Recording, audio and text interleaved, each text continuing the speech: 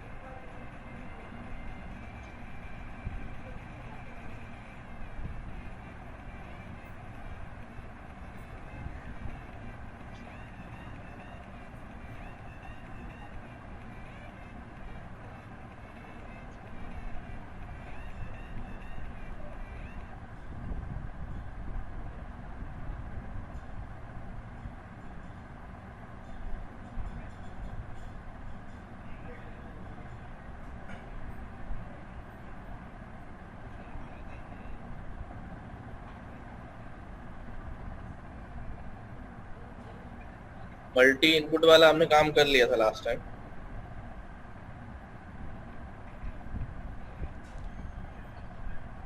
Hello, जी sir, कर लिया था। मल्टी आउटपुट देखा?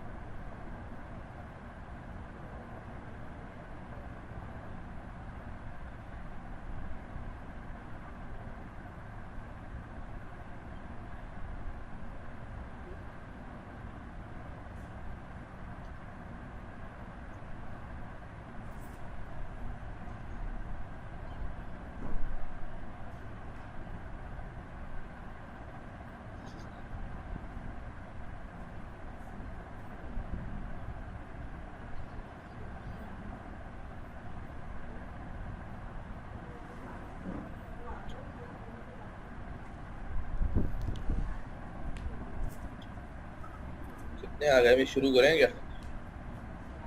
15 मिनट तो हुआ है। अस्सलामुअलैकुम। वालेकुम अस्सलाम।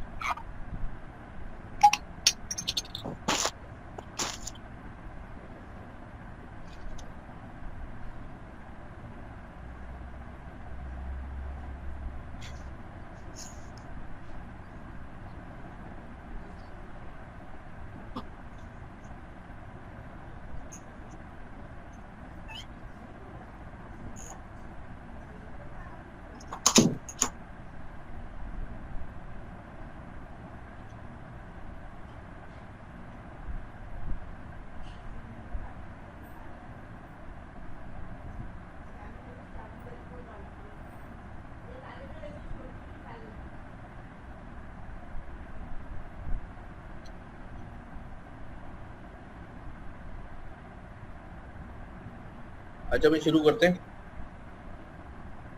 फंक्शनल एपीआई हमने समझा था लास्ट क्लास में, और काम कैसे करती है, क्या फर्क है सीक्वेंशियल के मुकाबले में, फंक्शनल में क्या डिफरेंस होता है। ये सारी बातें हमने लास्ट टाइम जो है पढ़ी थी। फिर उसके बाद कुछ टॉपिक्स थे फंक्शनल एपीआई में, इस तरह ये मल्टी इनपुट का टॉपिक था।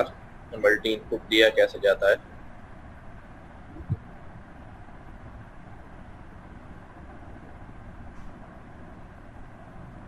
ये एग्जाम्पल भी हमने समझी थी कि क्या क्या जो है ना वो चीजें इसके अंदर जो है वो शामिल है। जो हमारे पास किसी भी लेयर का इनपुट आउटपुट होगा वो हमारे लिए अगली लेयर के लिए इनपुट बन जाएगा। पहले भी यही होता था सीक्वेंशियल में, लेकिन वहाँ ये आउटपुट हम कहीं स्टोर नहीं कराते थे, ये लेयर्स खुद ही आपस में ट्रांसफर करती रहती थी। यहाँ हम लेयर्स के अंदर खुद जो है वो आउटपुट को इनपुट बना के भेज रहे हैं। और जब इनपुट आउटपुट हमारे पास आ रहा है तो आउटपुट के ऊपर अगर हम कोई मैनिपुलेशन करना चाह रहे हैं वो हम यहाँ पर कर सकते हैं, जो वहां पर नहीं कर सकते थे।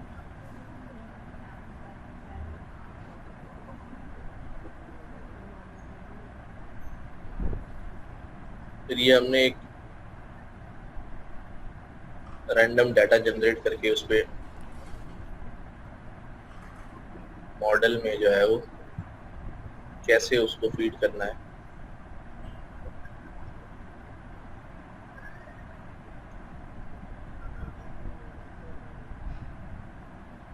अब मल्टी इनपुट के बाद जो अगला काम होता है मल्टी आउटपुट मॉडल्स का होता है।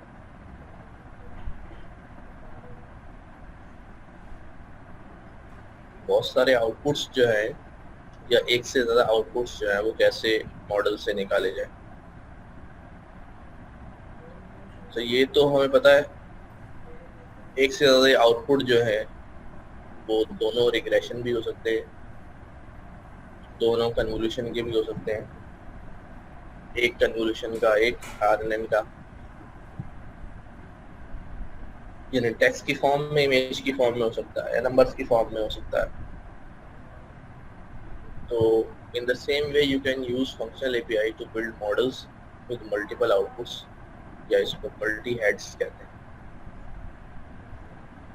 A simple example is a network that attempts to simultaneously predict different properties of data. Data की different properties जो है ना predict करे। For example, ये भी predict कर रहा है कि मेल है या फीमेल है, ये भी predict कर रहा है कि एज कितनी होगी, ठीक है, ये भी predict कर रहा है कि भाई कोई बीमारी है या नहीं। डेटा में इतनी सारी चीजें तो खैर होंगी, ऐसा नहीं खाली तस्वीर दिखा के मुझे हर बीमारी है या नहीं, ऐसा नहीं होगा। वो सारे फीचर्स भी डेटा में लाजमी शामिल होंगे, जिससे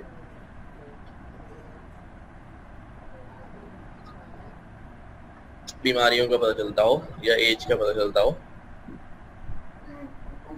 सच a network ji laptop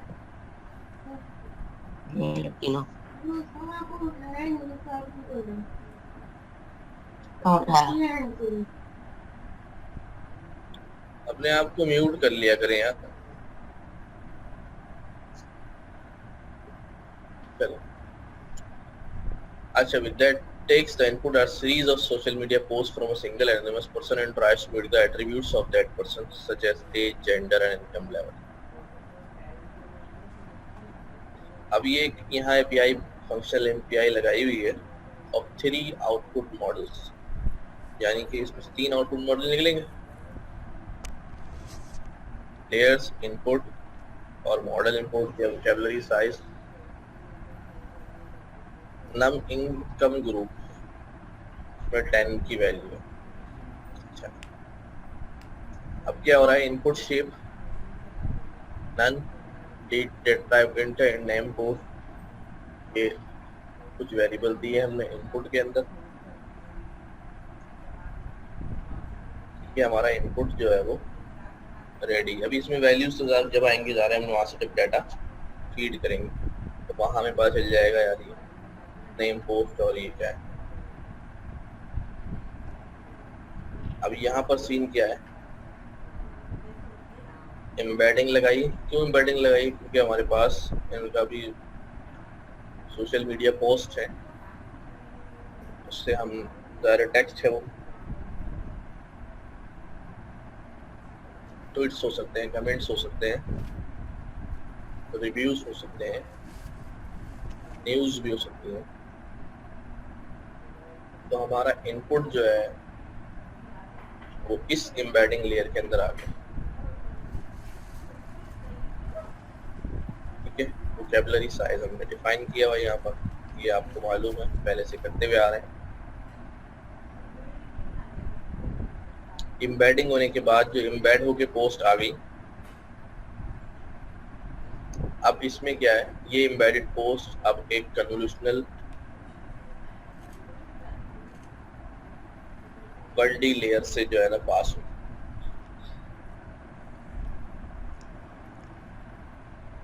convolutional 2D और 1D हम पहले पढ़ चुके हैं, अगर कोई पिछली क्लास में नहीं था तो वो रिवाइज कर लेगा दूसरे टॉपिक से। या इसका इस लेयर का जो एम्बेडेड के बाद पहली लेयर से आउटपुट निकला एक्स, फिर डायरेक्ट कन्वोल्यूशन के अंदर हम क्या करते हैं, मैक्स पूलिंग लगाते हैं। मैक्स पूलिंग भी 1D होगी। क्या आ गई हमारे पास, मैक्स पूलिंग के बाद फिर दोबारा कन्वोल्यूशन लगी, 2 कन्वोल्यूशन के बाद मैक्स पूलिंग लगाया। तो ये लेयर्स की सेटिंग होती है, ये आपके ऊपर डिपेंड करती है कि आप क्या स्ट्रक्चर जो है, स्ट्रक्चर ऑफ लेयर्स जो है वो लगाना चाह रहे हैं, ठीक है।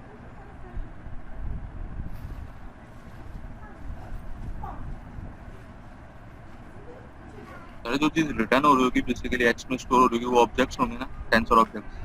हाँ, टेंसर होगा, नंबर्स की शक्ल में टेंसर आ रहे होंगे। टेंसर को विजुअलाइज कर सकते हैं किसी तरह? ये जो एक्स आया है इसको प्रिंट करके देखिएगा आप। सर वो ऑब्जेक्ट में जिस तरह रिटर्न होता है ना, वो उस तरह रिटर्न हो रहा है, मतलब नजर। अच्छा, इसको शायद इसी में आगे आएगा अभी टेंसर बोर्ड ना, टेंसर बोर्ड पे कोई सेटिंग करते हैं कि उसकी वैल्यूज जो है ना वो निकालते हैं। मिल जाती हैं वैल्यूज। उसमें से असल में x जैसे हमारे पास ये आउटपुट आ रहा है ना, इसमें से दो इसके एट्रीब्यूट्स यूज करते हैं। एक इसके शायद वेट्स और बायस दोनों एट्रीब्यूट्स यूज करते हैं, तो हमारे पास वेट्स का टेंसर जो है निकल के आता है। क्या क्या वेट्स जो है ना अब तक इसने लर्न किए।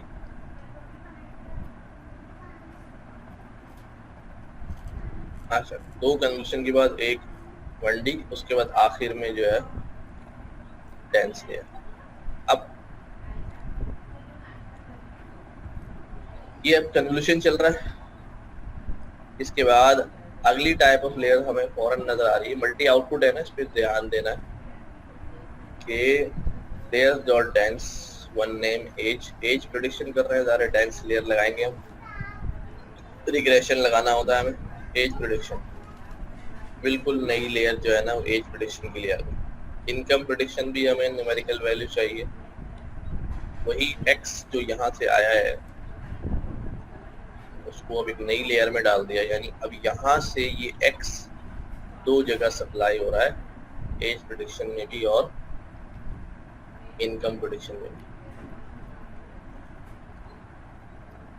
ठीक है, उसके बाद जेंडर प्रेडिक्शन, यही x जो मैक्स पूल होने के बाद मैक्स, ये तो आपको याद ही है ना कि हमने लास्ट टाइम जो कन्वोल्यूशन पढ़ा था उसके अंदर देख लिया था कि जो कन्वोल्यूशन की लेयर्स होती हैं वो जस्ट आपको क्या निकाल के देती हैं, एजेस वगैरह लर्न करना सिखा देती हैं, सारी चीज़ें कराती हैं। वो काम यहाँ तक हो चुका है। अब हमारे पास फीचर्स जो हैं वो बहुत रिफाइंड फीचर्स, मॉडल के लिए जो रिफाइंड फीचर्स हैं वो यहाँ तक आ चुके हैं। उसके बाद ये तीनों चीज़ें जो है उस x के ऊपर इम्प्लीमेंट होगी, यानी वही इनपुट तीन जगहों पर भेज दिया गया है, एज प्रेडिक्शन, इनकम प्रेडिक्शन और जेंडर प्रेडिक्शन।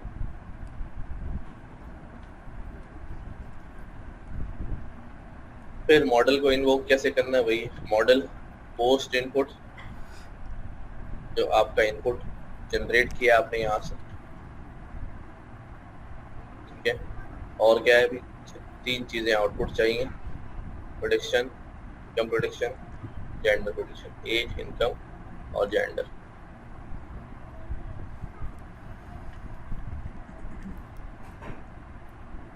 ये वाला सीन है जो 1D कन्वोल्यूशन से वैल्यू निकली है और जो इनपुट है वो तीन डेंस लेयर्स के अंदर जो है वो शामिल हो गए, जिसके अंदर आपके पास एज प्रेडिक्शन है और इनकम और जेंडर। अभी क्या कहते हैं, importantly training such a model requires the ability to specify different loss functions. यहाँ से जो सवाल शुरू होते हैं कि टेक्निकली क्या क्या जो है ना वो ऑप्शंस आपको चेंज करने पड़ेंगे। जब हमारे पास तीन फंक्शंस हैं और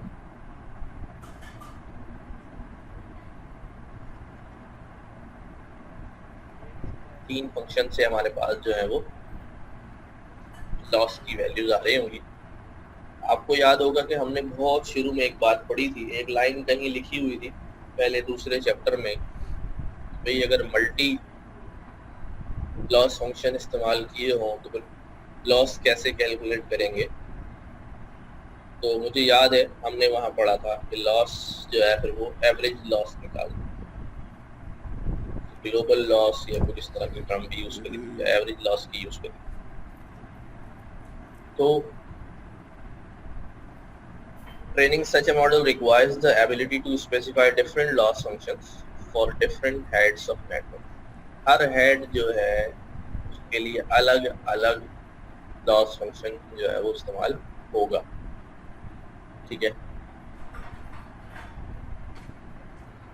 For instance, age prediction is a scalar regression task. सही कह रहे हैं, स्केलर रिग्रेशन टास्क है। जेंडर प्रेडिक्शन जो है बाइनरी क्लासिफिकेशन टास्क है, बिल्कुल सही कह रहे हैं। उसके बाद but because gradient descent requires you to minimize a scalar, you must combine these losses into a single value. Single value कैसे बनाए भाई? अभी मैंने कहा कि ग्रेडियंट डिसेंट पे एवरेज लॉस हम निकालते हैं, एक लॉस चाहिए होता है उसको, वो मल्टीपल लॉस पे काम नहीं करता। In order to train the model आपको सिंगल लॉस बनाना पड़ेगा। The simplest way to combine the losses to the sum them all, ये सारे लॉसेस को क्या कर लें, कंबाइन कर लें, तो सम देम ऑल सबको जमा कर लें। कह रहा you can either a list or a dictionary of losses in compile to specify different objects or different outputs। अब यहाँ कैसे पास करते हैं? तीन आपके पास जो है लॉसेस आ रहे हैं, तो लॉस फंक्शन में भी आप लिस्ट ऑफ लॉसेस जो आ रहे हैं उनको स्पेसिफाई करें। वहां पर हमारे पास एक लॉस होता था, एक ही लॉस फंक्शन लिखते थे। यहाँ हमारे पास मल्टीपल लॉस फंक्शन है और हम मल्टीपल लॉस फंक्शंस को लिस्ट ऑफ लॉस फंक्शंस बनाकर जो है वो कंपाइल के अंदर फिट करेंगे। The resulting loss are summed into a global loss, फिर वो आखिर में क्या करेगा, ग्लोबल लॉस निकालेगा एवरेज करके, जिस मिनिमाइज ड्यूरिंग ट्रेनिंग, जिसको ड्यूरिंग ट्रेनिंग जो है वो मिनिमाइज किया था। अब ये इम्प्लीमेंटेशन लेवल पे तो बहुत ही आसान सा काम है कि आपने पास कर दिया, लेकिन इसकी कहते हैं ना कि रिसर्च लेवल पे इसकी थ्योरेटिकल एस्पेक्ट्स पढ़े तो तीन लॉसेस को कंबाइन करना, अगर ग्राफ इसका बनाकर जो है ना ग्लोबल लॉस निकाला जाए, ठीक है, तो ये बड़ा ही कॉम्प्लेक्स किस्म की जो है ना इसकी कैलकुलेशन बनती है। यदि ठीक ठाक किस्म की जो है ना वो कैलकुलस और मैथमेटिक्स का इस्तेमाल जो है वो इसके अंदर मौजूद है। तो यहाँ क्या किया हमने, कंपाइल में वही ऑप्टिमाइजर आरएमएस प्रॉप ऑप्टिमाइजर क्यों रखा है हमने इसके अंदर, जब लॉस डिफरेंट है तो ऑप्टिमाइजर भी डिफरेंट होने चाहिए। तो हर वक्त हम ऑप्टिमाइजर भी हर तरह के प्रोग्राम्स के अंदर जो है ऑप्टिमाइजर लग रखते थे, लेकिन याद हो कि बहुत शुरू में ये बात की थी कि एक ऑप्टिमाइजर ऐसा है जो हर जगह फिट हो जाता है, वो आरएमएस प्रॉप। ठीक है, ये किसी भी तरह के प्रॉब्लम में जो है आरएमएस प्रॉप जो है वो चलता है। तो अब क्या किया है, या तो लिस्ट बना के डाल दें, ठीक है, या फिर आप डिक्शनरी बना के डाल दें। ठीक है, एज के लिए एमएससी, इनकम के लिए कैटेगरिकल, जेंडर के लिए बाइनरी, तरतीब वही रखेंगे जिस तरतीब से जो है ऊपर कोड में आपने जो सिस्टम दिया है, पहले एज की लेयर है, फिर इनकम की है, फिर जेंडर की है, उस तरतीब से ही जो है यहाँ पर आप रख दें, या फिर डिक्शनरी बना लें तो फिर तरतीब का सिस्टम जो है वो नहीं चाहिए होगा। लेकिन करना यही है कि आपने लिस्ट ऑफ लॉसेस जो है वो प्रोवाइड करनी है, आखिर में वो उसको ग्लोबल लॉस निकाल लेगा। ठीक है,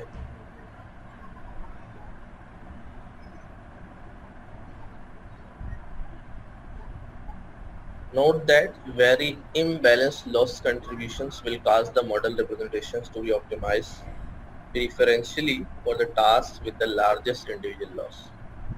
कहते हैं very imbalanced loss contributions, imbalance loss contribution जो आ रही होंगी, यानी कभी लॉस, एक मॉडल है उसका लॉस क्या हो रहा है, बड़ा स्मूथ चल रहा है, हर आइटरेशन के बाद लॉस थोड़ा थोड़ा थोड़ा थोड़ा थोड़ा कम होता जा रहा है।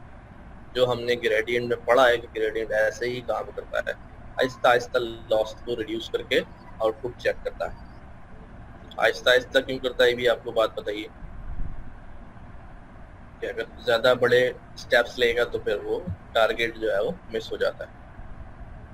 तो जो इम्बैलेंस कंट्रीब्यूशंस होती हैं, यानी कभी लॉस बढ़ गया बहुत ज्यादा, कभी लॉस कम हो गया, जो स्पार्क्स ऑफ ग्राफ बना रहा था, कभी up and down, smooth down नहीं हो रहा होता, will cause the model representations to be optimized preferentially for the task with the largest individual loss।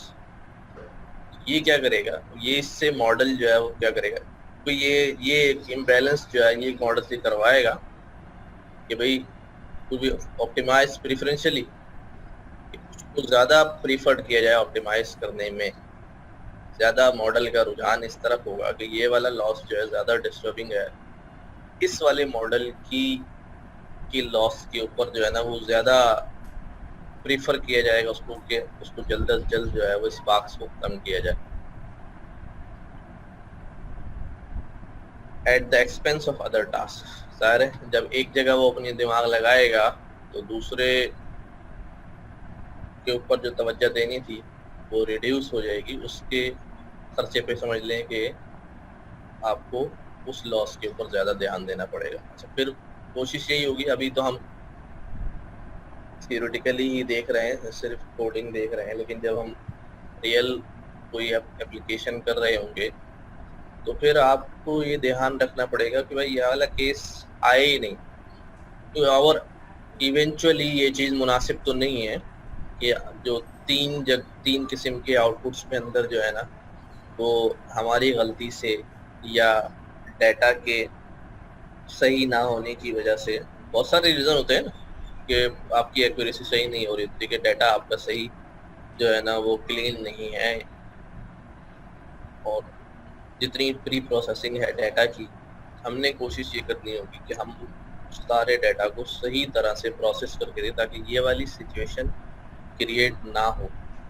फिर भी होती है, लेकिन हमारी कोशिश ये होगी कि अपने एंड से हम इस सिचुएशन को क्रिएट ना होने दें कि तीनों किस्म का जो डाटा हो जो हम मॉडल में दे रहे हैं वो सही जो है ना फॉर्म के अंदर सही उसकी डाटा प्री प्रोसेसिंग हुई भी हो। तो इस वाले केस के अंदर जो है वो टेक्स्ट है, टेक्स्ट को बड़ा सही प्री प्रोसेस हुआ होना चाहिए जिससे ये तीनों चीज़ें जो है वो निकल के आ रही। To remedy this, you can assign different level of importance to the loss values in their contribution to the final loss.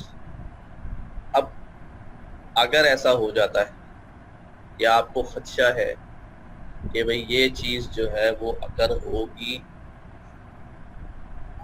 तो इसकी रेमेडी क्या है? इसकी रेमेडी ये है कि आप हर लॉस फंक्शन को एक इम्पोर्टेंस दे दें, लेवल की इम्पोर्टेंस जो है। सर रेमेडी का क्या मतलब है?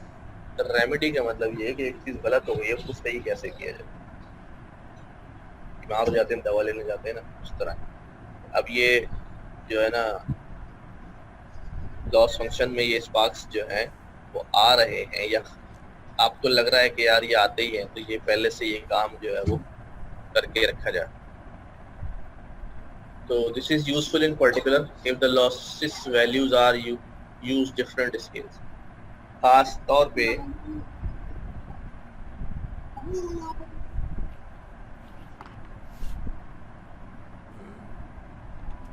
एक वो लोग लड़ाई नहीं करें, अब अभी आ रहे हैं, ठीक है, फिर हम लोग चलेंगे। ओके, अल्लाह हाफ़िज़। बारिश होने वाली, ठीक है, अल्लाह हाफ़िज़। दरवाज़ा बंद कर दीजिएगा, शाबाश। अच्छा जी, तो this is useful in particular if the losses values are different scales. अगर लॉस की वैल्यूज डिफरेंट स्केल्स पर हैं। अच्छा, डिफरेंट स्केल्स का मतलब क्या है? ये है तो न्यूमेरिक में ही आ रही हैं, ठीक है ना, और हमारे पास परसेंटेज में आ रही हैं,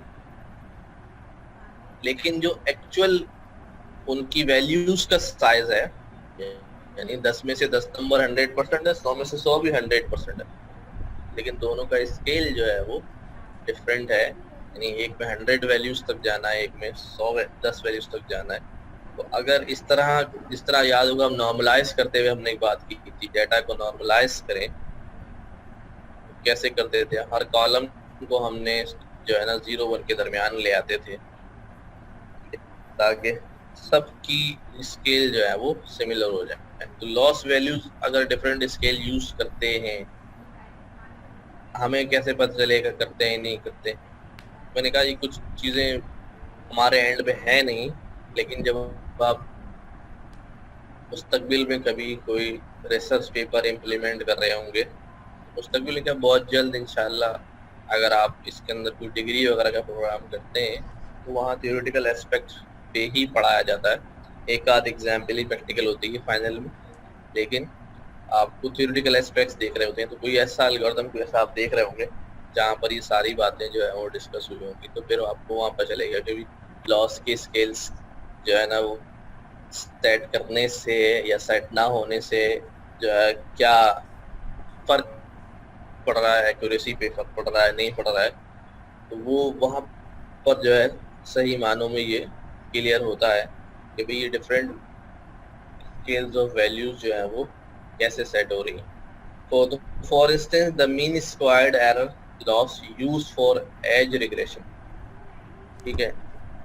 मीन स्क्वायर्ड एरर जो हम इस्तेमाल करते हैं एज प्रेडिक्शन करने के लिए, ज़्यादा लीनियर रिग्रेशन है वो, टिपिकली टेक्स अराउंड 3 to 5। अब ये बात हमने कभी भी लॉस में मॉडल चलाते वक्त नहीं देखी होगी।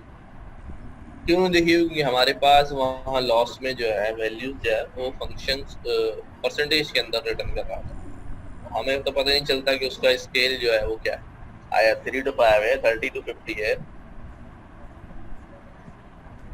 Whereas the cross entropy loss used for gender classification tasks can be as low as 0.1 की मैक्सिमम रेंज 0.1 होगी, ये पॉइंट्स के अंदर आ रहा है।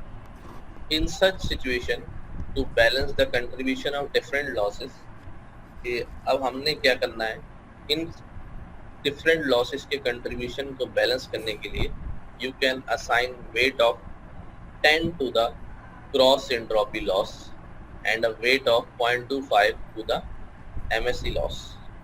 हम असाइन कर सकते हैं क्रॉस एंट्रोपी का जो लॉस आ रहा है उसको 10 एंड वेट को जो है ना वो क्या कर सकते हैं, अपना MSE लॉस को जो है वो 10 का वेट दे सकते हैं। इससे फर्क क्या पड़ेगा?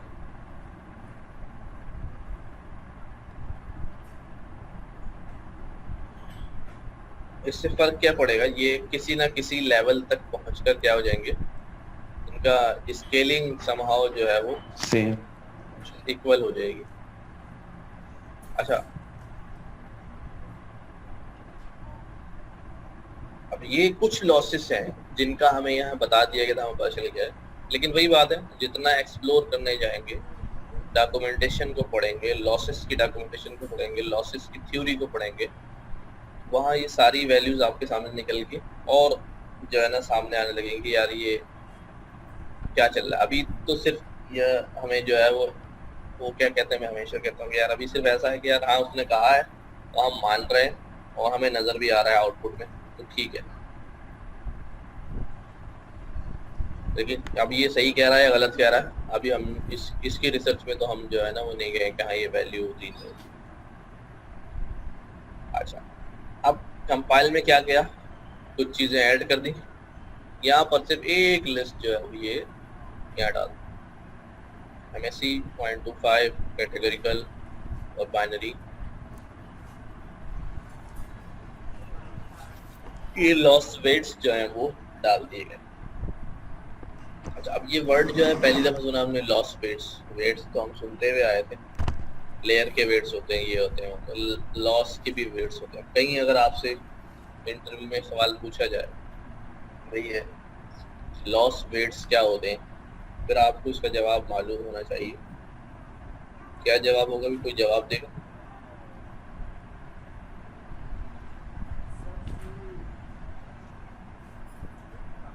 लॉसेस को स्केल करने के लिए जो पैरामीटर्स यूज होते हैं, लॉस की वैल्यूज को, लॉस के कंट्रीब्यूशन जो डिफरेंट स्केल पे आ रहे होते हैं उनको इक्वी स्केल करने के लिए, इक्वल स्केल पे लाने के लिए, हाँ सॉर्ट ऑफ नॉर्मलाइज करने के लिए हम जो है वो लॉस वेट्स का इस्तेमाल करते हैं।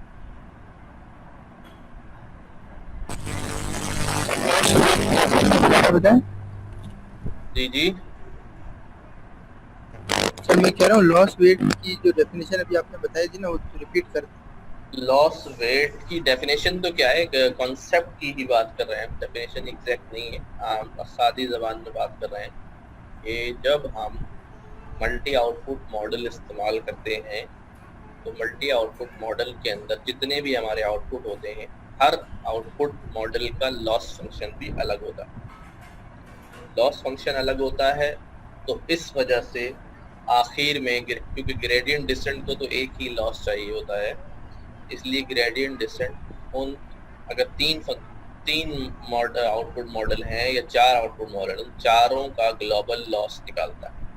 जब ग्लोबल लॉस निकालता है तो हर लॉस का कंट्रीब्यूशन होता है उस ग्लोबल लॉस के अंदर। ज़ाहिर है 4 बंदे पैसे मिला रहे हैं तो कोई कितने पैसे मिलाएगा, कोई कितने पैसे मिलाएगा, कोई कितने पैसे मिलाएगा, ठीक है, इक्वल हो नहीं सकते क्योंकि हर एक का लॉस जो है वो अलग। तो ये ग्लोबल लॉस निकालने में हर लॉस फंक्शन का एक अपना कंट्रीब्यूशन होता है उसको बैलेंस करने में। सर जी सर, ये एवरेज के ऊपर आता है या इसका कोई और मेथड है ग्लोबल लॉस का? अच्छा, मैंने एक जगह पढ़ा था कि एवरेज निकालता है, ठीक है ना, मुझे और ज्यादा कंफर्म नहीं कि ग्लोबल कैसे निकालता है, ढूंढना पड़ेगा, पढ़ना पड़ेगा। सही, थैंक यू। अच्छा, तो वो जो लॉस कंट्रीब्यूशंस हैं, ठीक है, कंट्रीब्यूशन तो आ गए, लेकिन लॉस की जो स्केल्स हैं, जो उनकी वैल्यू की स्केल है, वो बड़े डिफरेंट है, ठीक है ना। ये एक ऐसी बात है कि भाई समझ लें इसको, कॉन्सेप्ट को भी अच्छी तरह से, कि 3 बंदे हैं, ठीक है ना, एक जो कंट्रीब्यूट कर रहा है वो पैसों की सूरत में कर रहा है, एक जो है वो कंट्रीब्यूट कर रहा है वो राशन की सूरत में कंट्रीब्यूट कर रहा है, एक जो कंट्रीब्यूट कर रहा है वो ट्रांसपोर्टेशन के लिहाज से कंट्रीब्यूट कर रहा है। अब ये कंट्रीब्यूशन तीनों का है जो तीनों मिलकर किसी एक टास्क को परफॉर्म कर रहे हैं, यानी कि पैसों से राशन खरीदा, पैसों से जो है ना वो खरीदा गया, एक बंदा राशन लेकर आया, पैसे यानी किसी को पहुंचाने हैं, कुछ करना है, ठीक है। तो अब ये 3 डिफरेंट आइडियाज हैं जो एक साथ काम कर रहे हैं, लेकिन अब इन तीनों का कोई कंपैरिजन नहीं है। उसकी लॉस, उसकी जो परफॉर्मिंग वैल्यूज है वो अलग है, उसकी परफॉर्मिंग वैल्यूज अलग है, और एक बंदा जो है वो ट्रांसपोर्टेशन का काम कर रहा है, उसकी परफॉर्मिंग वैल्यूज जो है वो अलग है। तो इसी तरह से जो यहाँ लॉस आ रहे होंगे उनकी रेंज जो है वो डिफरेंट होगी, ठीक है, उनकी रेंज डिफरेंट होगी कि एक लॉस फंक्शन की रेंज आ रही है मिनिमम और मैक्सिमम 1 से 10 के दरमियान, एक की आ रही है 1 से 100 के दरमियान, और एक की आ रही है 0.1 से 0.10 के दरमियान। तो अगर इस तरह से देखा जाए और उसकी वैल्यू को सिर्फ नजर में रखा जाए तो ज़ाहिर कंट्रीब्यूशन अगर वैल्यू वाइज देखा जाएगा तो 1 से 100 वाले का तो बहुत ज्यादा होगा, क्योंकि बाय वैल्यू तो उसका कंट्रीब्यूशन बहुत ज्यादा है, ठीक है ना। ये बात समझ आ रही है मेरी? जी सर।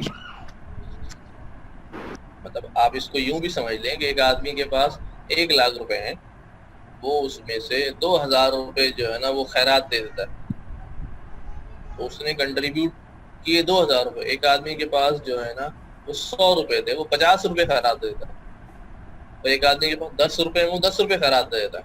अब इसमें सबसे बड़ा कंट्रीब्यूशन किसका है? 2000 वाले को ना जी 10 रुपए वाले का।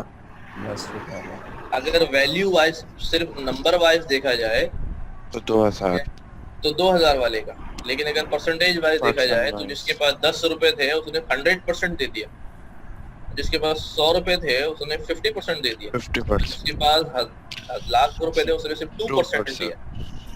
तो ये एक जो है वो कॉन्सेप्ट है कि अगर आप फिर आपको इसको स्केल डाउन करना पड़ेगा, परसेंटेज में लेकर आए फिर, ताकि सही मानों में जो है वो परफॉर्मेंस का पता चल सके, कैपेबिलिटीज का पता चल सके ना। बात समझ में आई है? तो हम इसलिए हम क्या करते हैं, वहां पर स्केल को इक्वल करने के लिए लॉस वेट्स का इस्तेमाल करते हैं, ताकि लॉस जो है वो स्केल्ड हो जाए, समहाउ इक्विवेलेंट हो जाए।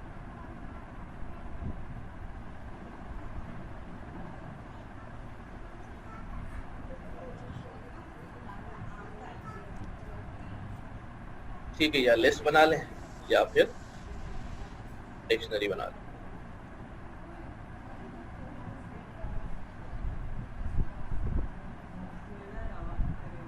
फिट वैसे ही पोस्ट आपका input, targets, income targets, gender targets, 3 target होंगे हमारे पास। बॉक्स 10 चलेंगे, बैच ही चलेंगे, या फिर डिक्शनरी की सूरत में age target, income target, gender target. ठीक है, अभी हमने अपने डेटा को नहीं देखा है, पोस्ट वाला भी है, डेटा प्री प्रोसेसिंग जो है वो बाकी है। अभी सिर्फ हम अपना मॉडल जो है वो रेडी कंडीशन में लेकर आ गए।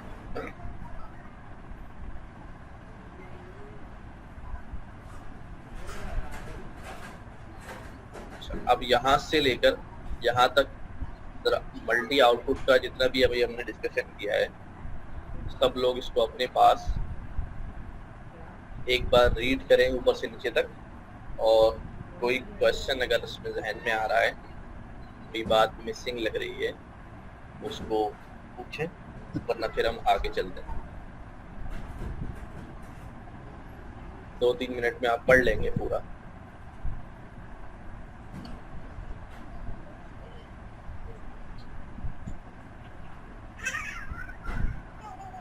अपने पास बुक में पढ़ ले, अपनी स्पीड से पढ़ ले।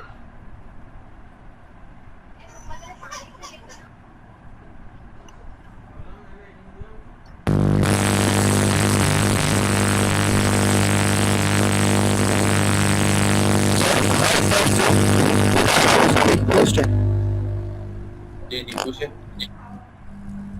सर, मैं कह रहा हूँ हमारे पास जो इनपुट आ रहा है, ठीक है, वो सिर्फ एक पोस्ट है।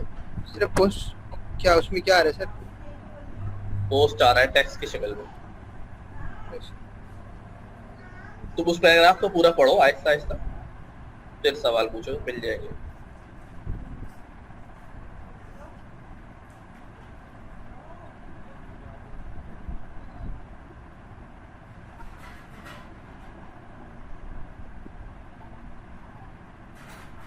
सर कौन सा वाला पैरा आपने बताया है? ये 7.14 वाला? ये जो, हाँ ये वाला था 7.13 मल्टी आउटपुट मॉडल्स।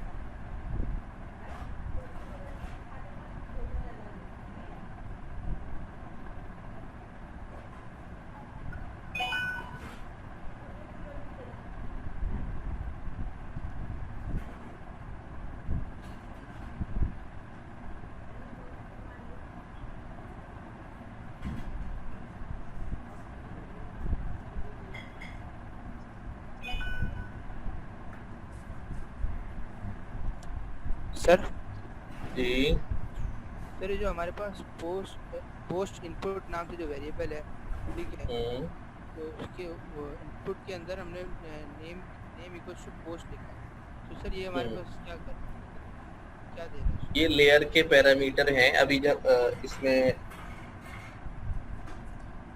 ये वाला जो है ना,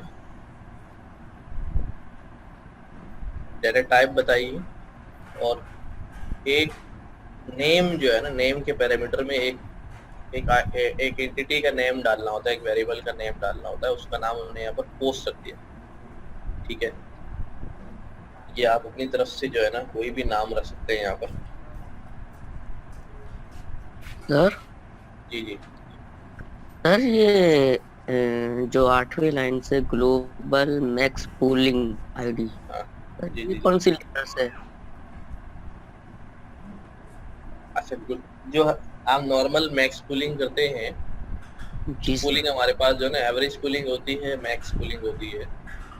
तो ये 1D के अंदर जो है एक और तरह की पूलिंग इस्तेमाल होती है जिसे ग्लोबल मैक्स पूलिंग 1D कहते हैं। अच्छा, इसका एक पूरा फार्मूला है, अभी मैं 1 मिनट स्क्रीन शेयर करके फिर आपको दिखाता हूँ।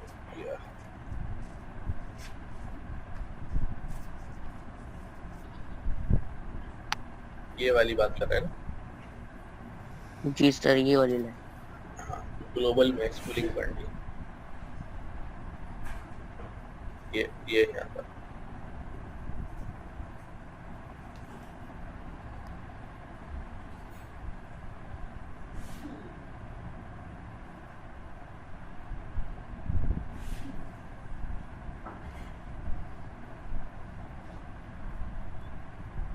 मतलब ग्लोबल मैक्स पूलिंग जो है, ordinary max pooling layer with pool size equal to the size of the input. क्या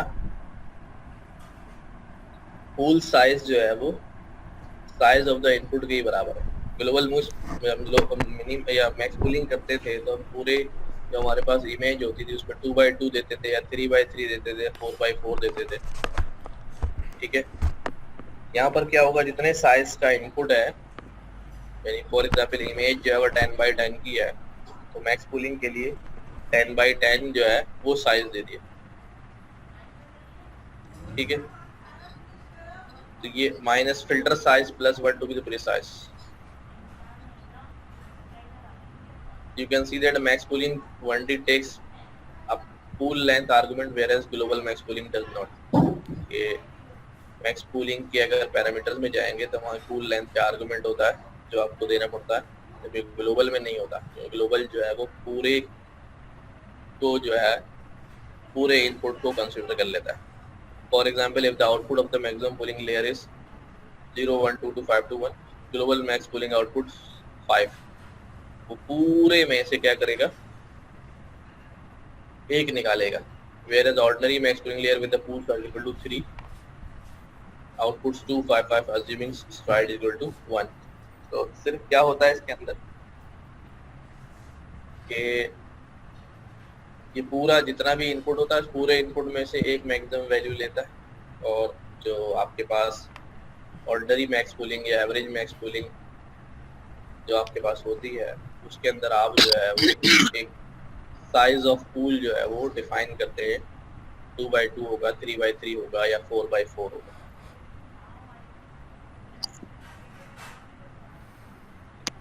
ठीक है, ठीक है।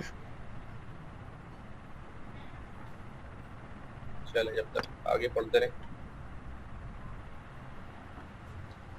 सर ये जो डेटा है जिसको हम अभी एज्यूम कर रहे हैं सर, ये इमेज फॉर्म में नहीं, टेक्स्ट फॉर्म में है ना। अभी ऊपर से पढ़ो जहाँ से हमने शुरू किया था कि हमारे पास जो है वो डेटा जो है मल्टी आउटपुट मॉडल का। सर वो ऊपर है वो पोस्ट वाली बात आ रही है ना, जिसके अंदर उसके एट्रीब्यूट जो है एज, जेंडर और इनकम में है। तो यानी कि लेकिन सर वो मतलब गाइड ये हो रहा हूँ कि कन्वोल्यूशनल 2D जो होता है हमारे लिए इमेज प्रोसेसिंग के लिए होता है, ठीक है, और 1D टेक्स्ट प्रोसेसिंग के लिए। 1D कन्वोल्यूशन भी टेक्स्ट प्रोसेसिंग के लिए होता है। आरएनएन में पढ़ा था ना उन्होंने लास्ट। जी सर, आरएनएन में लास्ट पढ़ा था, लेकिन वो भी शायद रिकॉल नहीं कर पा रहा हूँ। चलो मैं दिखा देता हूँ, 1 मिनट, कोई बात नहीं, हो जाता है सब, इसलिए रह जाती है। मैं यहाँ पे दिखाता हूँ। मेरे को स्लाइड तो है आरएनएन ये कंट्रोलर, ये छठे के आखिर में है ना। है। जब बहुत लंबी प्रोसेसिंग हमें कंबाइन करनी पड़ती है, ये 1D ये वाला है। ये स्क्रीन नहीं आ रही है। अभी दिखाया था,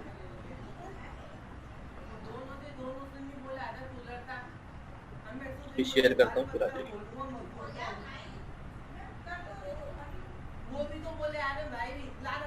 अब आ रही? जी सर आ रही है। ये 1D का हमारे पास टॉपिक था, इसके अंदर हम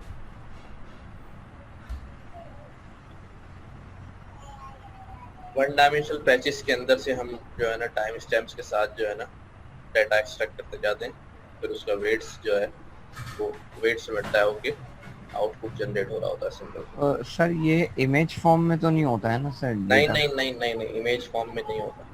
तो सर इसके अंदर फिर ये यही बात थी जो आपने लिखवाई थी शायद कि we use RNN and 1D application text classification can be used in two manner. दोबारा बोले। Text classification can be used in two manner, sequence of word and sequence of text. Sir ये सारा चैप्टर 6 का ही matter है। जी हाँ जी हाँ। ठीक है सर।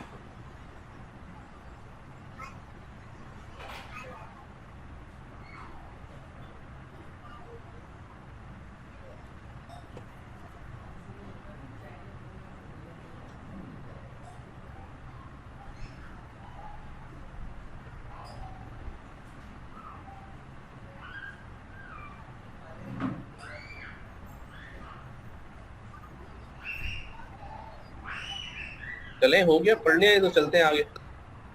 जी सर आगे चलें। तो सर एक सवाल है। जी। अच्छा अभी जो ग्लोबल मैक्स पूलिंग में हमने देखा उसने जो 5 लिया, तो हम जब मैक्स पूलिंग देख रहे थे उसमें जो साइज था वो 2x2 का, अब लास्ट वाले उतना ही साइज रखना है जितना लास्ट में वो अपने कंप्लीट कर ले, जो एक स्ट्राइड चलता था ना, तो इसमें तो 5 ले लिया उसने, तो लास्ट वाले में फिर वो मिस कर देगा, ऐसे ही नहीं ना, जब ग्लोबल मैक्स पूलिंग लिया ठीक है, तो यहाँ से एक वैल्यू जनरेट हुई, फॉर एग्जांपल एक्स में कितना आ गया, सब पे मल्टीप्लाई। अच्छा एक्स में कितना आ गया 5 आ गया। अब आगे डेंस लेयर लगी हुई है, एक्टिवेशन वैल्यू लगा हुआ है और डेंस लेयर को सिंगल वैल्यू जा रही है, ठीक है। सही। इस सिंगल वैल्यू से वो क्या कर रहा है, एज प्रेडिक्शन कर रहा है, रिग्रेशन लगा रहा है ना, रिग्रेशन के लिए एक वैल्यू चाहिए होती है। आ रही बात समझ? समझ गया ये काम किया। ठीक है।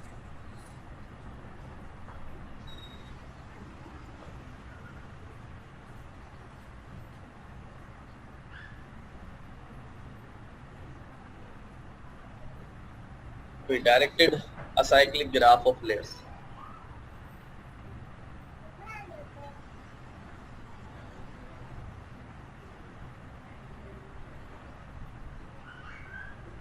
शुरू में हमने बात की थी इंसेप्शन मॉडल्स की और रेसिडुअल मॉडल्स की, सिर्फ नाम ही लिए थे, बात क्या की थी कि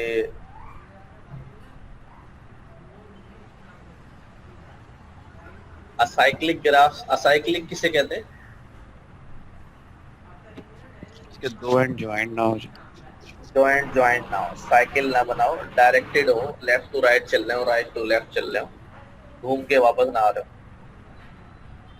कहते हैं with the functional API not only can you build models with multiple inputs and multiple outputs, but you can also implement networks with complex internal topology. अच्छा, अब हम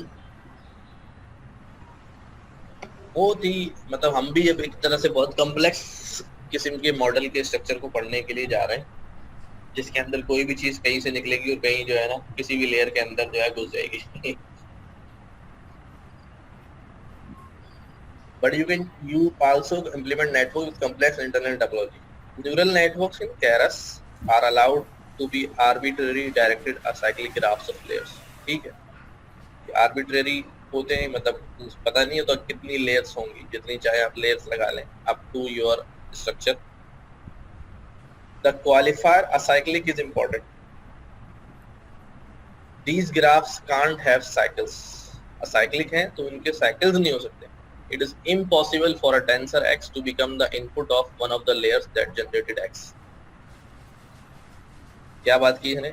It's impossible for a tensor X to become the input. एक tensor X के लिए ये impossible होता है कि वो इनपुट बन जाए और one of the layers that generated X, उसी लेयर, उन्हीं लेयर्स पे से किसी का इनपुट बन जाए जिसने उसे जनरेट किया. यानी कि हम फॉरवर्ड चल रहे हैं, फॉरवर्ड जैसे जैसे स्टेप आगे बढ़ाते जा रहे हैं आउटपुट आगे बढ़ता जा रहा है. वो जो आउटपुट आगे से निकला है वो अपने पीछे किसी लेयर्स का इनपुट नहीं बन सकता. आगे तो बन सकता है क्योंकि आगे वाली लेयर ने उसे जनरेट नहीं किया, पीछे वाली लेयर से जनरेट होके आ रहा है और जनरेटेड लेयर का अपने ही पेरेंट का इनपुट नहीं बन सकता. बात समझ में आई?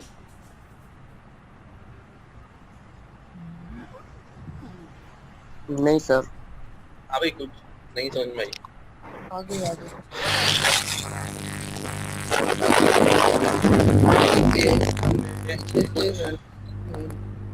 ये कह रहे हैं ये हमारे पास लेयर्स से चली चली आ रही है कि हमने ये इधर से निकला, इधर गया, इधर गया, इधर गया. अच्छा, ये हमारा आउटपुट है ना. ये जो है ये हमारा आउटपुट है हर दफा. ये भी आउटपुट है, ये भी आउटपुट है. अच्छा, ये आउटपुट तो है लेकिन ये इनपुट जो है, इनपुट किसके लिए? हर दफा अपनी अगली लेयर के लिए इनपुट है. ऐसा ही है जी सर. जी सर. ये भी अपनी लेयर के लिए इनपुट है. लेकिन ऐसा नहीं हुआ है कि ये यहाँ से निकले, यहाँ से निकले और दोबारा जिस से जनरेट होके आया, यानी ये आउटपुट इसी लेयर से आया, फॉरवर्ड पास के अंदर जनरेट हुआ है. ऐसा नहीं हो सकता कि ये इनपुट यहाँ से निकले और अपने ही पेरेंट को जिसने उसे जनरेट किया है उसका दोबारा इनपुट बन जाए. अगर ऐसा होगा तो साइकिल बन जाएगा ना. Yes sir. अगर ऐसा होगा तो ये वापस यहाँ से इनपुट निकलेगा और पहली नोड में चला जाएगा, तो this will create a cycle. ये यूं चला और यूं वापस आ गया. ऐसे ही है सर ऐसा मुमकिन है फॉरवर्ड में? वैसे नहीं, अभी वही बात कर रहे हैं कि असाइक्लिक ग्राफ है ना. असाइक्लिक इसी वजह से है कि ये ऐसा मुमकिन नहीं है, इम्पॉसिबल है. ठीक है, ये यहाँ पर एक नोड थी, पहले दाखिल हुआ था, घूम के वापस उसका इनपुट बन गया जहां से जनरेट होता हुआ आया. ठीक है. अच्छा, ये यही कह रहे हैं कि qualifier acyclic is important. These graphs can't have cycles. It's impossible for a tensor X to become input. ये जो टेंसर X निकला है एज अ आउटपुट, वो इनपुट बन जाए. किसी और का तो बन रहा है लेकिन उसका नहीं बन सकता जिसने उसे जनरेट किया है. ठीक है. The only processing loops that are allowed, सिर्फ कौन सा लूप अलाउ है? That is recurrent connection are those internal to recurrent layers. Recurrent layers के internals में तो ऐसा हो सकता है like this कि ये आपके पास जो है यूं है, यूं है, यूं है कि भाई ये यहाँ से निकल के यहाँ जा रहा है, ये यहाँ से निकल के यहाँ जा रहा है, ये यहाँ से निकल के यहाँ जा रहा है, ये यहाँ से निकल के दोबारा जो है वो यहाँ तो ज्वाइंट हो सकता है, या जो पहला इनपुट जिससे ये लेयर में गया था वो यहाँ से निकल के यहाँ तो ज्वाइंट हो सकता है. ठीक है, आगे जा सकता है, स्विच लगा सकता है दोबारा. several common neural network components are implemented as graphs. इसी जो अभी मैंने दूसरी फिगर बनाई है इसी को ग्राफ कहते हैं. Two notable ones are inception modules. Inception भी graphical है, and the residual connections. To better understand how the functional API can be used to build graphs of layers, let's take a look at how you can implement both of them in Keras. तो ये काम अब functional से तो मुमकिन possible है ना कि वहाँ से फंक्शनल ने हमें एक आउटपुट दिया है, वहाँ पर वेरिएबल में स्टोर है, उसे कहीं भी ले आके घुसा सकते हैं. तो मैं इसकी ये वाली बात हम कर रहे हैं कि ये इनपुट यहाँ से चला, यहाँ से चला, यहाँ से जा रहा है, यहाँ से इनपुट एक लेयर में गया, वहाँ से निकल के सबसे आगे जाके घुस गया, यहाँ से चलता हुआ आ रहा है, वहाँ से जाके उससे मिल गया. तो ये इंसेप्शन मॉड्यूल कहलाता है. ठीक है. सबसे इम्पोर्टेंट जो क्वेश्चन इसके अंदर होता है कि वही होता है कि भाई जो असाइक्लिक जो आपके इंसेप्शन है उसका वो ग्राफिकल मॉडल है. ग्राफिकल मॉड्यूल बनता है उसका. ग्राफिकल क्यों बनता है? कोई भी इनपुट जो है वो आगे नॉट पीछे जनरेटेड में नहीं, आगे किसी लेयर के अंदर जो है वो पीछे से शामिल हो सकता है. अच्छा, तो अब पढ़ते हैं इंसेप्शन. ये यहाँ पर लिखे हैं, अगर आपको उसकी बहुत ज़्यादा डिटेल पढ़नी हो तो यू कैन पूरे पेपर्स भी इसके पढ़ सकते हैं. ये जय जी ने गूगल में जो है बैठ के बनाया था इस मॉडल को, इसको इम्प्लीमेंट किया. तो Inception is a popular type of network architecture for convolutional neural networks. अच्छा, अब मजे की बात ये देखें, ये कह रहे हैं कि Inception is a popular model in convolution, और हम तो अब जाके पढ़ रहे हैं उसको. इसका मतलब ये है कि हम लेटेस्ट जो टेक्निक की तरफ अब पहुंचे. अगर हमें कन्वोल्यूशनल लगाना है तो इंसेप्शन का तरीका जो है ना सबसे लेटेस्ट है, जिसपे रिजल्ट्स जो है वो सबसे ज्यादा बेहतरीन है. बेसिक कन्वोल्यूशन है वो तो है ही है, खैर हमने सारी प्रोसेस सीखी है, बैकसील लगाना सीखा है, सब कुछ किया है. लेकिन मैं कहता हूँ हमेशा से कि व्हाई रीइन्वेंट द व्हील. जब गूगल जैसी कंपनी बैठ के उसने कन्वोल्यूशन को इस्तेमाल करके एक ऐसा स्ट्रक्चर बना के दिया है आपको जिससे आपके रिजल्ट्स बेहतरीन आ रहे हैं, तो फिर या तो गूगल को मात देने की सोचे या बिला वजह जो है ना टाइम ज़ाया ना करें कि आप जो है ना अपना टाइम लगा के रखें, लेकिन आपको पता है कि मेरी एक्यूरेसी उससे बेहतर नहीं आ सकती, तो फिर उसी को यूज़ करके आगे क्यों ना बढ़ा जाए. या तो आप ये प्लान कर रहे हो कि भाई ठीक है यार मैं इंसेप्शन से अच्छा मॉडल लिखूंगा. सर एक रेजनेट 50 भी होता है, वो भी बहुत ज्यादा पॉपुलर. बहुत सारे हैं. रेसनेट है, रेजिडुअल है, ये अभी इसमें आ जाएगा. रेसनेट भी रेजिडुअल में ही आएगा. रेसनेट, VGG16 वगैरह जो हम यूज कर चुके हैं. मोबाइल नेट है, बहुत सारे हैं. वही है, जैसे जैसे इंशाल्लाह आप मुस्तकबिल में जो है इसके रिसर्च एरिया में जाएंगे तो आप भी इंशाल्लाह मॉडल लिख सकेंगे, कंट्रीब्यूशन कर सकेंगे. तो एक बंदा नहीं करता, पूरी टीम्स मिलकर जो है ना वो रिसर्च कर रही होती हैं और कुछ ना कुछ इन्वेंट कर लेती हैं. So it was developed by Christian Zaggi in his colleges at Google in 2013-14, inspired by the earlier network in network architecture. क्या थ्योरी को इस्तेमाल किया उसने? नेटवर्क इन नेटवर्क के जो आर्किटेक्चर है उससे मुतासिर होकर उसने ये चीज बनाई. It consists of a stack of modules that themselves look like small independent networks. Okay? अब वो लेयर्स का स्टैक नहीं बना रहा, बल्कि वो मुख्तलिफ मॉड्यूल्स का स्टैक बना रहा है, यानी मुख्तलिफ मॉडल्स का स्टैक बना रहा है. और हर मॉडल के अंदर लेयर्स होंगी, लेकिन एक के ऊपर एक मॉडल, एक के ऊपर एक मॉडल, एक के ऊपर एक model, split into several parallel branches, जिससे मुख्तलिफ ब्रांचेस जो हैं उसमें तोड़ दिया उसको. The most basic form of an inception module has 3 to 4 branches, starting with a 1-by-1 convolution followed by 3-by-3 convolution and ending with the concatenation of the resulting features.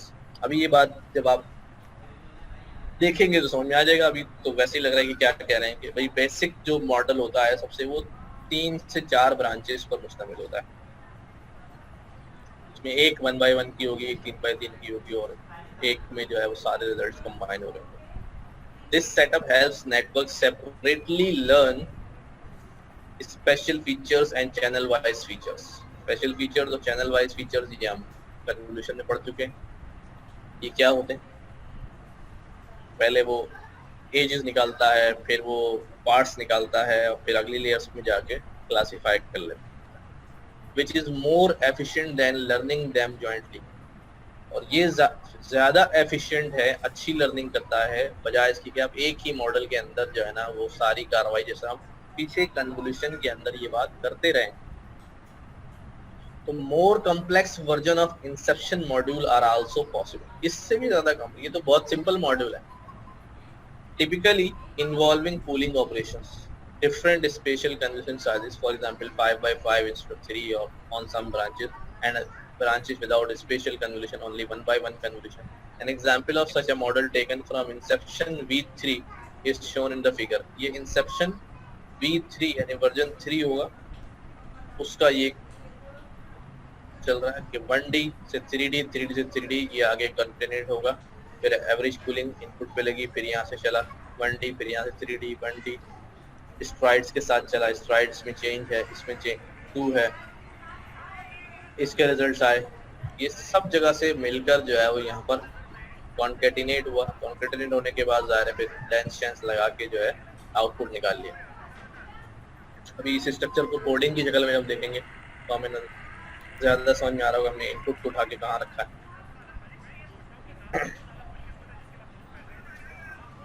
अच्छा जी,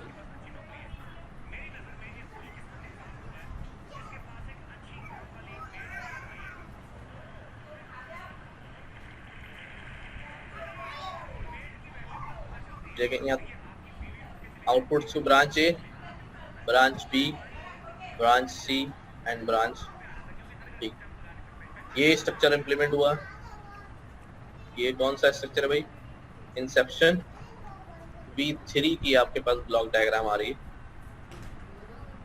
ठीक है, समझने की कोशिश करते हैं. ब्रांच ए से ये आया आपके पास, ब्रांच बी में आपके पास ये X जो है इनपुट जो है वो आ रहा है, ब्रांच ए में आउटपुट निकला है. फिर वही X जो है वो किस में गया है, जो इनपुट था ब्रांच बी में गया है. ब्रांच बी का आउटपुट को फर्दर ब्रांच बी में ही दोबारा एक लेयर में डाल दिया गया. ठीक है, ब्रांच सी के अंदर दोबारा हमने X इंट्रोड्यूस कराया इनपुट को इस सी में, तीसरी मॉड्यूल में और उसके अंदर 2 लेयर्स हैं, तो उसका आउटपुट जो है दोबारा ब्रांच सी का ब्रांच सी में डाल दिया. फिर तीसरा मॉड्यूल है ब्रांच डी में दोबारा इनपुट इंट्रोड्यूस कराया, तो ब्रांच डी से फिर उसमें डाल दिया. फिर तीसरी लेयर ब्रांच डी में वही ब्रांच डी का इनपुट डाल दिया. तो ये कुछ ये वाली चीज़ बन रही है आपके पास. इनपुट इस 1 में भी गया, 2 में भी गया, इसमें भी गया, यानी ए में भी गया, बी में भी गया, सी में भी गया, डी में भी गया. और ए के बाद एक लेयर में गया था, बी के बाद 2 इसमें गया था, और सी के बाद जो है वो 2 लेयर्स में शामिल हुआ है यहाँ पर, और डी के बाद जो है वो एक लेयर है. कोई भी हो सकता है, ABCD मैंने अंदाजे से कहती है. डी में 3 है, बी में सी में 2 है, बी में 2 है. तो डी में 3 जो है डी ये वाला है, ये दोनों है, ये वाला जो है वो ए.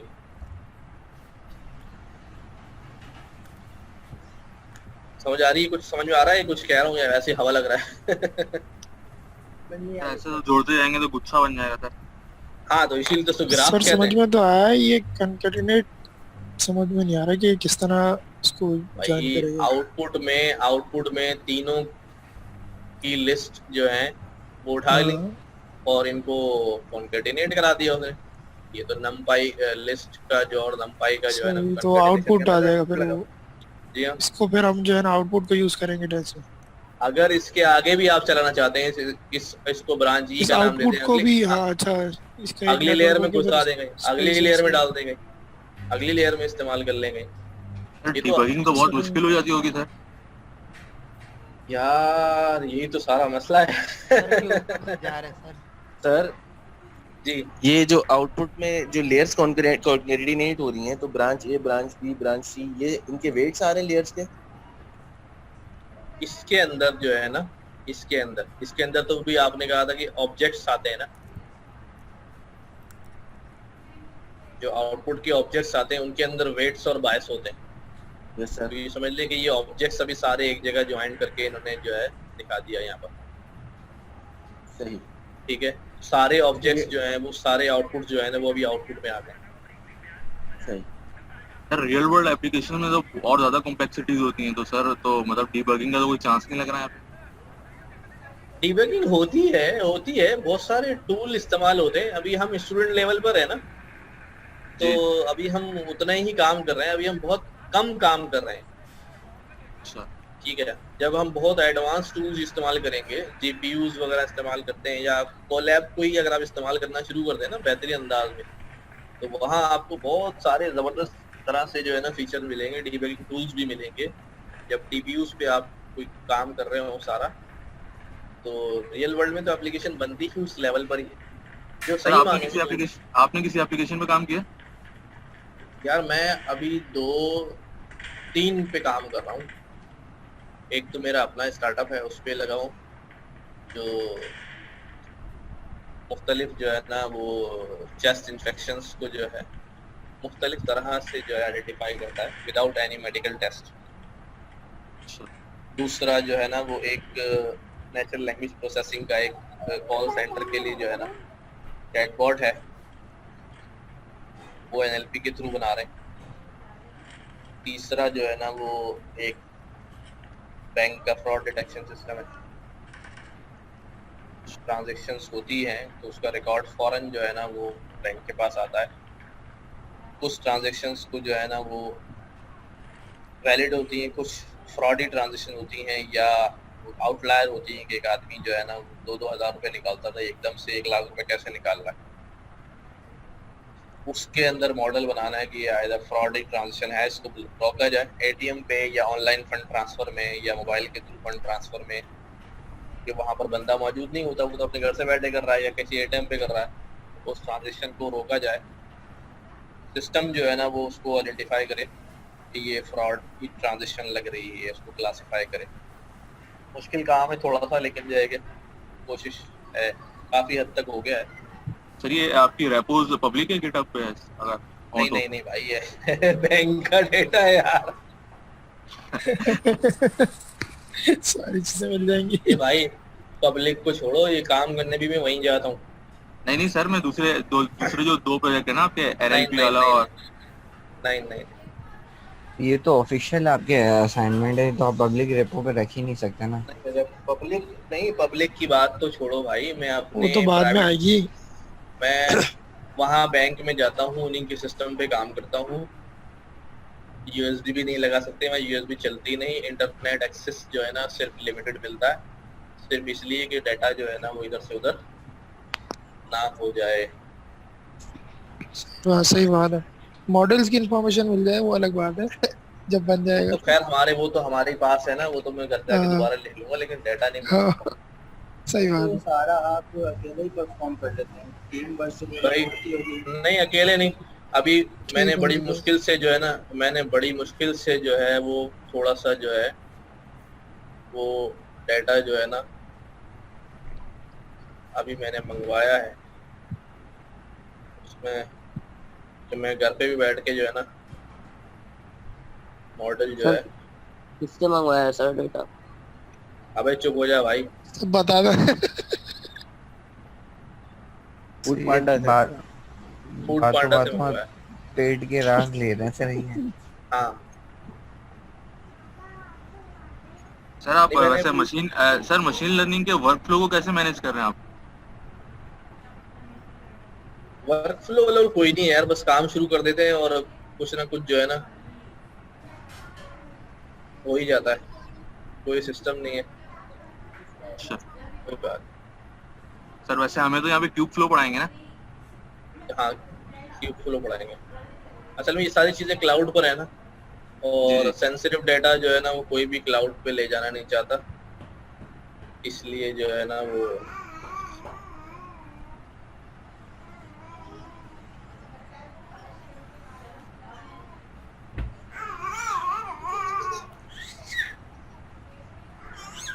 तो काम गया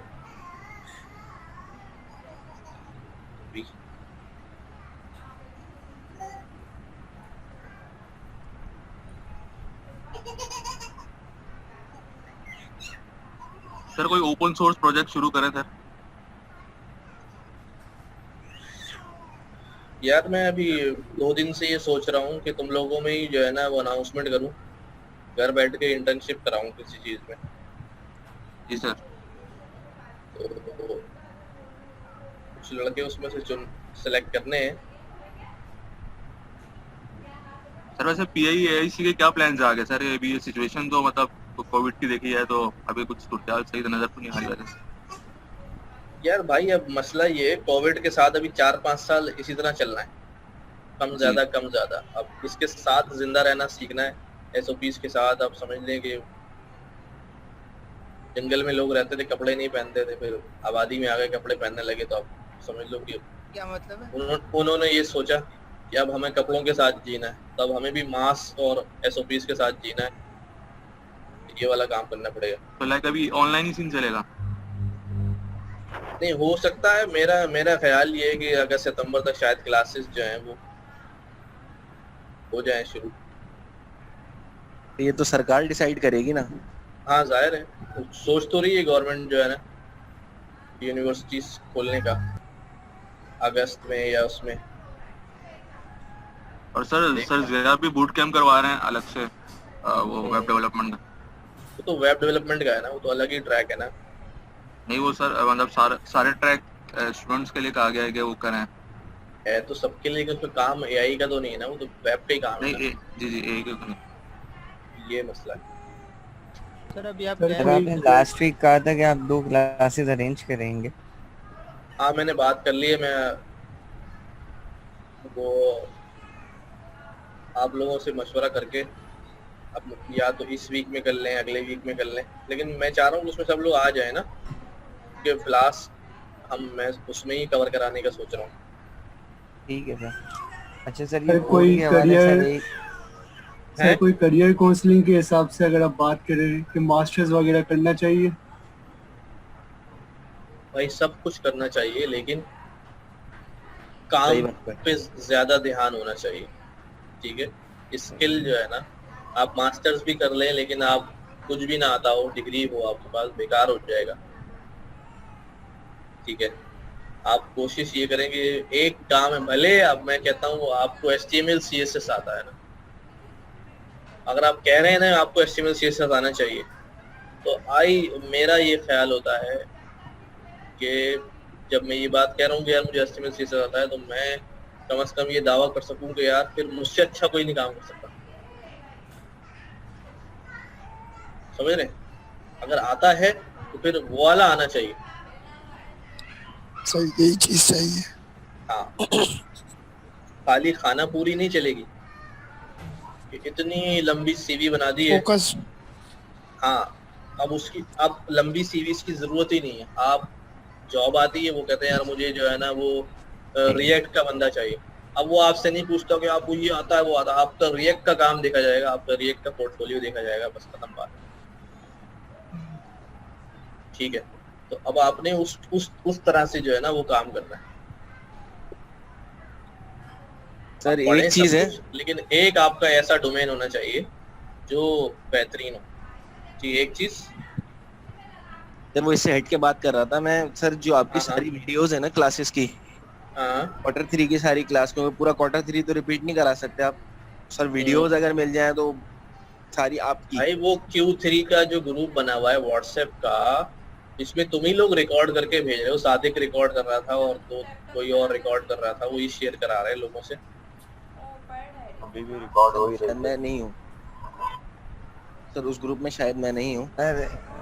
ऐड हो जाओ, तुम नहीं हो तो क्या हो गया यार। एक मैसेज कर दो सादिक, एक मैसेज कर दो ग्रुप एडमिन को, एक मैसेज कर दो ग्रुप एडमिन को कि मैं फलां बोल रही हूँ, प्लीज मुझे ऐड कर दें। वो तो सर आप इंशाल्लाह फटाफट ऐड हो जाओगी। अच्छा सर तो किसी स्टूडेंट ने TensorFlow का जो एग्जाम दिया था, आपने कहा था उसके साथ भी मीटिंग करेंगे। यार उसने चैनल वैनल तो बना लिया है अपना। मैं तो ये सोच के बैठा था कि आपका ये मॉड्यूल खत्म हो जाएगा तो हम जूम पे ही जो है ना उसकी तैयारी करेंगे। तो वो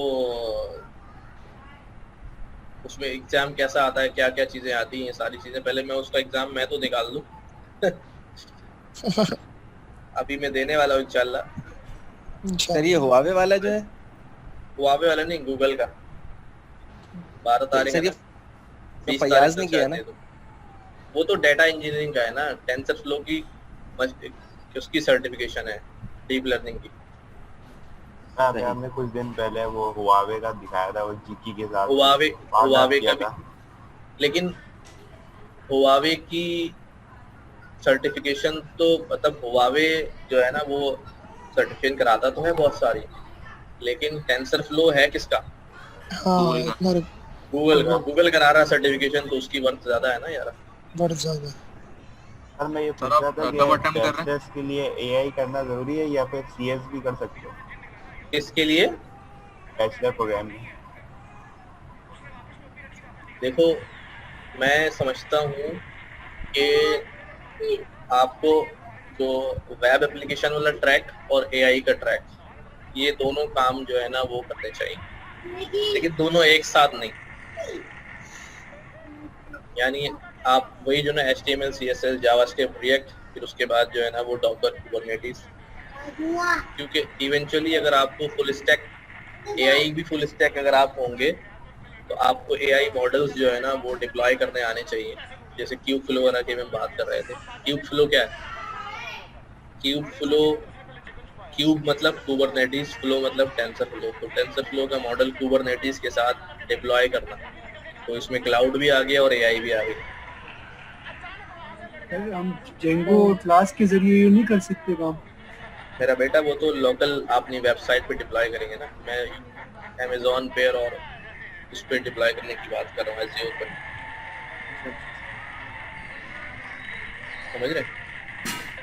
यानी सर वेब डेवलपमेंट हम जो मॉडल बनाते हैं वो तो वो नन्हे से मॉडल है ना। अगर मैं एक सही मानों में जो है वो मॉडल बना रहा हूँ, कहीं डिप्लॉय कर रहा हूँ और उसके ऊपर थाउजेंड्स ऑफ यूजर आ रहे हैं, 10,000 20,000 यूजर आ रहे हैं, या यूजर ना भी आए, मैंने कहीं जो है ना वो इमेज डिटेक्शन के लिए जो है ना मॉडल लगाया हुआ है, वहाँ 1 सेकंड के अंदर 10,000 500 लोग गुजर रहे हैं 1 मिनट में, सुबह से शाम तक 50,000 लोग उसके सामने से गुजर गए। हमारे पास सर्वर है ऐसा जो इतनी प्रोसेसिंग कर सके? आग लग जाएगी बिल्डिंग में हमारी। तो सही बात है।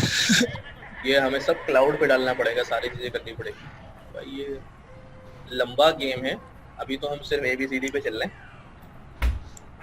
लेकिन ट्रैक सही है, आहिस्ता आहिस्ता चलते चलते वो चीजों पर आ ही जाएंगे।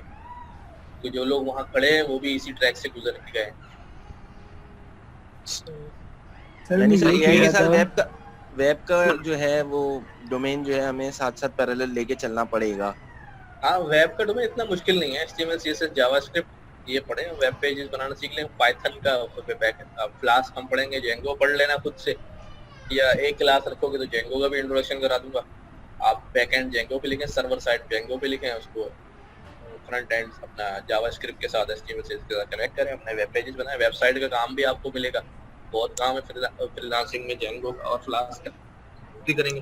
फिर हमारा जो टास्क है वो क्या है कि हम अपना जो मॉडल हमने बनाया है, फॉर एग्जांपल इमेज डिटेक्शन का, तबिल्ली आइडेंटिफाई करा रहे हैं। अभी तो हम अपने इस पे करा रहे हैं ना, अपनी मशीन पे करा रहा हूँ, मॉडल बना के यहीं से इनपुट दे रहा हूँ, जुपिटर पे करा रहा हूँ। अब मैं वेब पेज बना लूंगा, तस्वीर अपलोड करूंगा डॉग या कैट की, वो तस्वीर जाएगी एज अ इनपुट अपना फ्रंट एंड से हमारे बैक एंड सर्वर के अंदर। वो तस्वीर सर्वर के पीछे पूरा मॉडल लिखा होगा जो उसको प्रोसेस भी करना होगा, उसको सेंसर भी बना रहा होगा, सब कुछ बना के उस मॉडल के अंदर फीड करेगा। मॉडल की वहाँ से प्रेडिक्शन आएगी, प्रेडिक्शन जो आएगी उसको तो मैं अपनी स्क्रीन पे यहाँ डिस्प्ले कराऊंगा वर्ड्स की सूरत में, डॉग कैट, वो पूरा प्रोसेस मुकम्मल हो।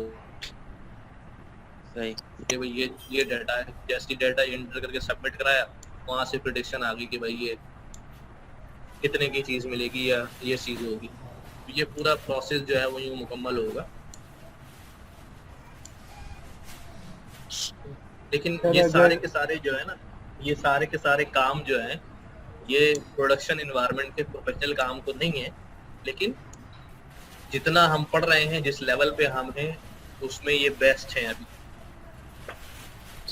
ठीक है, ये भी इतना भी अगर काम आपको आता है तो दुनिया के करोड़ों डेवलपर में से आप 4-5 लाख डेवलपर में शामिल हो जाते थे जिनको ये काम आता है। दुनिया भर में वर्ल्ड वाइड कंप्यूटर प्रोग्रामर्स की लिस्ट में आप इतने शॉर्ट लिस्ट हो जाते हैं। उसमें फिर आप फर्दर एडवांसमेंट में चले जाएं तो आप बहुत ही ज़्यादा शॉर्ट हो जाते हैं। कोशिश करें कैगल पे थोड़ा सा पार्ट लें कंपटीशन वगैरह में, लंगड़ा लुगड़ा जा लें, ताकि तो खुद से इंटरेक्शन करें, दुनिया भर में डेवलपर से बातचीत करें, किसी ने कुछ मॉडल बनाया है उसकी तारीफ भी करें, उससे सीखें भी। थोड़े बहुत अच्छे होते हैं, आप उनको जो है ना ईमेल करें, बहुत अच्छा रिस्पॉन्ड देते हैं, खुश होते हैं, सिखाते भी हैं। ठीक है, ये सारी चीज़ें हैं जो असल में जो कम्युनिकेशन का प्रॉब्लम है ना हमारे डेवलपर्स के साथ और हम लोगों के साथ, बशमुल मेरे भी, अंग्रेजी अच्छी करें, कम्युनिकेशन में हेजिटेशन खत्म करें कि ये क्या बोलेगा क्या नहीं बोलेगा, इसको क्या लिखूंगे, भाई फील फ्री, क्या करेगा। सर एक प्रॉब्लम ये भी है कि हम अगर कोई प्रोफेशनल मॉडल देखते भी है ना, जैसे हमने गेटअप से ही डाउनलोड किया, तो वो तो इतने उसके अंदर फोल्डर्स वगैरह को यूज करते हुए कुछ बिल्कुल भी मतलब कनेक्शन समझ में नहीं आ रहा होगा। नहीं, मसला यही है ना, वो समझ में नहीं आया, आपने हार मान ली। हाँ, हार तो नहीं मानी, वो कंटिन्यू है। नहीं, हार मान ली, हार मान लिया आपने। आपको हार नहीं माननी चाहिए थी, आपको समझ नहीं आ रहा ना यार, आपको लग रहा है कि यार मैं समझा सकता हूँ, आपको लगता है यार मेरा दोस्त समझा सकता है, आपको लगता है यार वो सीखे समझा सकता है, आपको उसके पास जाना चाहिए। अगर वो नहीं रेस्पॉन्ड कर रहा तो जिस बंदे ने वो अपलोड किया है एटलीस्ट उसको ही थैंक यू कह के उससे ही कम्युनिकेशन कर लें, उसको बताएं कि मैं ये पढ़ रहा हूँ, मैंने ये पढ़ लिया है, मुझे आपका कोड अच्छा लग रहा है लेकिन मुझे समझ नहीं आ रहा। आप यकीन करें वो खुश होगा और आपको जवाब भी देगा और टाइम भी देगा इंशाल्लाह। सही है, करके देखूंगा इंशाल्लाह। मतलब कॉमन सेंस की बात है ना, आपने कोई काम करके अपलोड किया है, मैं आपको कॉल करूँ बोलूँ यार यासिर भाई बड़ा जबरदस्त काम किया है, बहुत आला यार, और थोड़ा आप खुश होंगे और आपको दोबारा कॉल करूंगा तो आप उठाएंगे भी। जी सर, समझे। तो लेकिन ये हेजिटेशन हमारी जो है ना कम्युनिकेशन की, ये गैप है, एक बड़ा गैप है। ठीक है ना, मैं खुद बहुत अलकसी का शिकार हो जाता हूँ, ज़्यादा से ज़्यादा ईमेल डाल दी, कभी जो है ना वो लिंक पे या कभी ट्विटर पे जो है ना उसको मैसेज करने की ज़हमत बड़ी मुश्किल से उठाता हूँ किसी को। सिर्फ क्या है, लैक ऑफ कम्युनिकेशन की वजह से हेजिटेशन का शिकार रहते हैं, यार क्या करें, अभी टाइम देगा नहीं देगा, ये तो थोड़ा सा ये अंदर से निकाले, क्या करेगा भाई, नहीं देगा जवाब, शट अप बोल के बंद कर देगा, और क्या करेगा, किसी को नजर थोड़ी आ रहा है यार, कोई बात नहीं। हाँ सही, वैसे ही आइडिया है सर, करके देखेंगे इंशाल्लाह। समझे भाई। सर रिएक्ट और फ्लास्क दोनों को साथ कैसे यूज कर सकते हैं? रिएक्ट और फ्लास्क, हाँ क्या बोल रहे हो उसको? सर मतलब उन दोनों को मिला के प्रोजेक्ट अगर बनाना है तो कैसे करेंगे? यार रिएक्ट जो है ना वो फ्रंट एंड है, बैक एंड नहीं है। ठीक है, अच्छा आपने HTML CSS पढ़ा, जावास्क्रिप्ट पढ़ी ना, जावास्क्रिप्ट की लाइब्रेरी है ना खाली जी, है वो जावास्क्रिप्ट ही, उसमें आप फ्रंट एंड ही बनाएंगे। अगर जावास्क्रिप्ट में ही बैकएंड बनाना चाहते हैं तो फिर आपको Node.js और एक्सप्रेस वगैरह यूज करना पड़ेगा। लेकिन अगर आप उस तरफ नहीं जाना चाहते, ज्यादा स्ट्रॉन्ग जो है वो पाइथन का सर्वर है, तो आप जो बैकएंड वाला काम जो है वो सारा पाइथन में करें, API बना के रख लें। वो API जब आप रिएक्ट यूज करें, जावास्क्रिप्ट यूज करें, वहां पर उस API को इम्प्लीमेंट कर दें। भाई API तो कॉल करनी है ना, कोई सी भी कॉल करोगे वहां पर पाइथन वाली API लिख दो।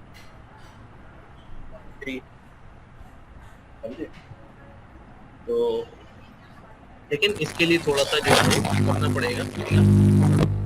एक लिंक जो है ना मैं अभी आपको दिखा रहा हूँ, जब क्लास की तैयारी हम खुद से शुरू कर दें, जरूरत नहीं है, लेकिन फिर भी मैं अभी एक लिंक दिखा रहा हूँ, ये मुझे अच्छा लगा था, किसी ने शेयर कराया था।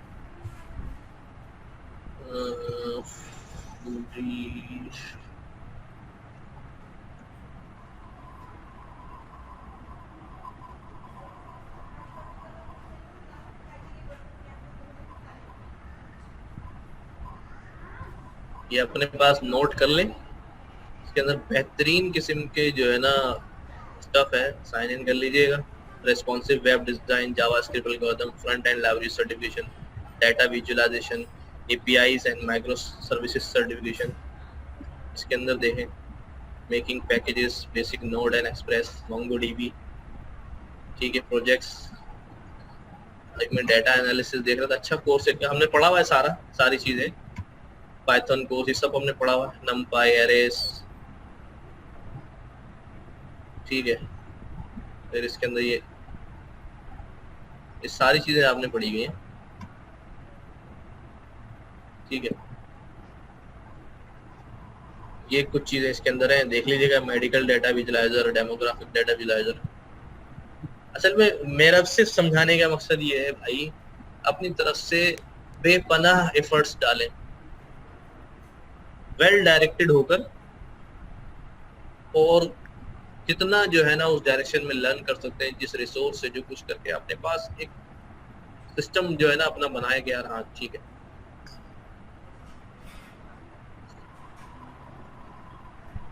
ये अच्छा स्टफ है इनके पास।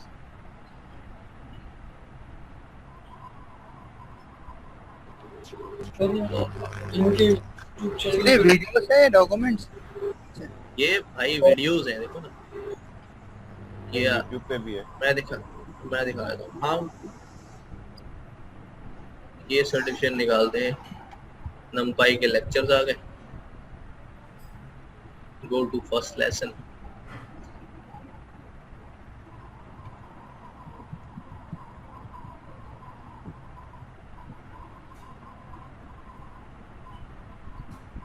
सारा पढ़ने की जरूरत नहीं, जो चीज आपको नई लग रही है, यार ये हमने नहीं पढ़ा है, कोई प्रोजेक्ट करवा रहा है, वो कर लें, कम से कम गिटहब के ऊपर डालने में काम ही आएगा।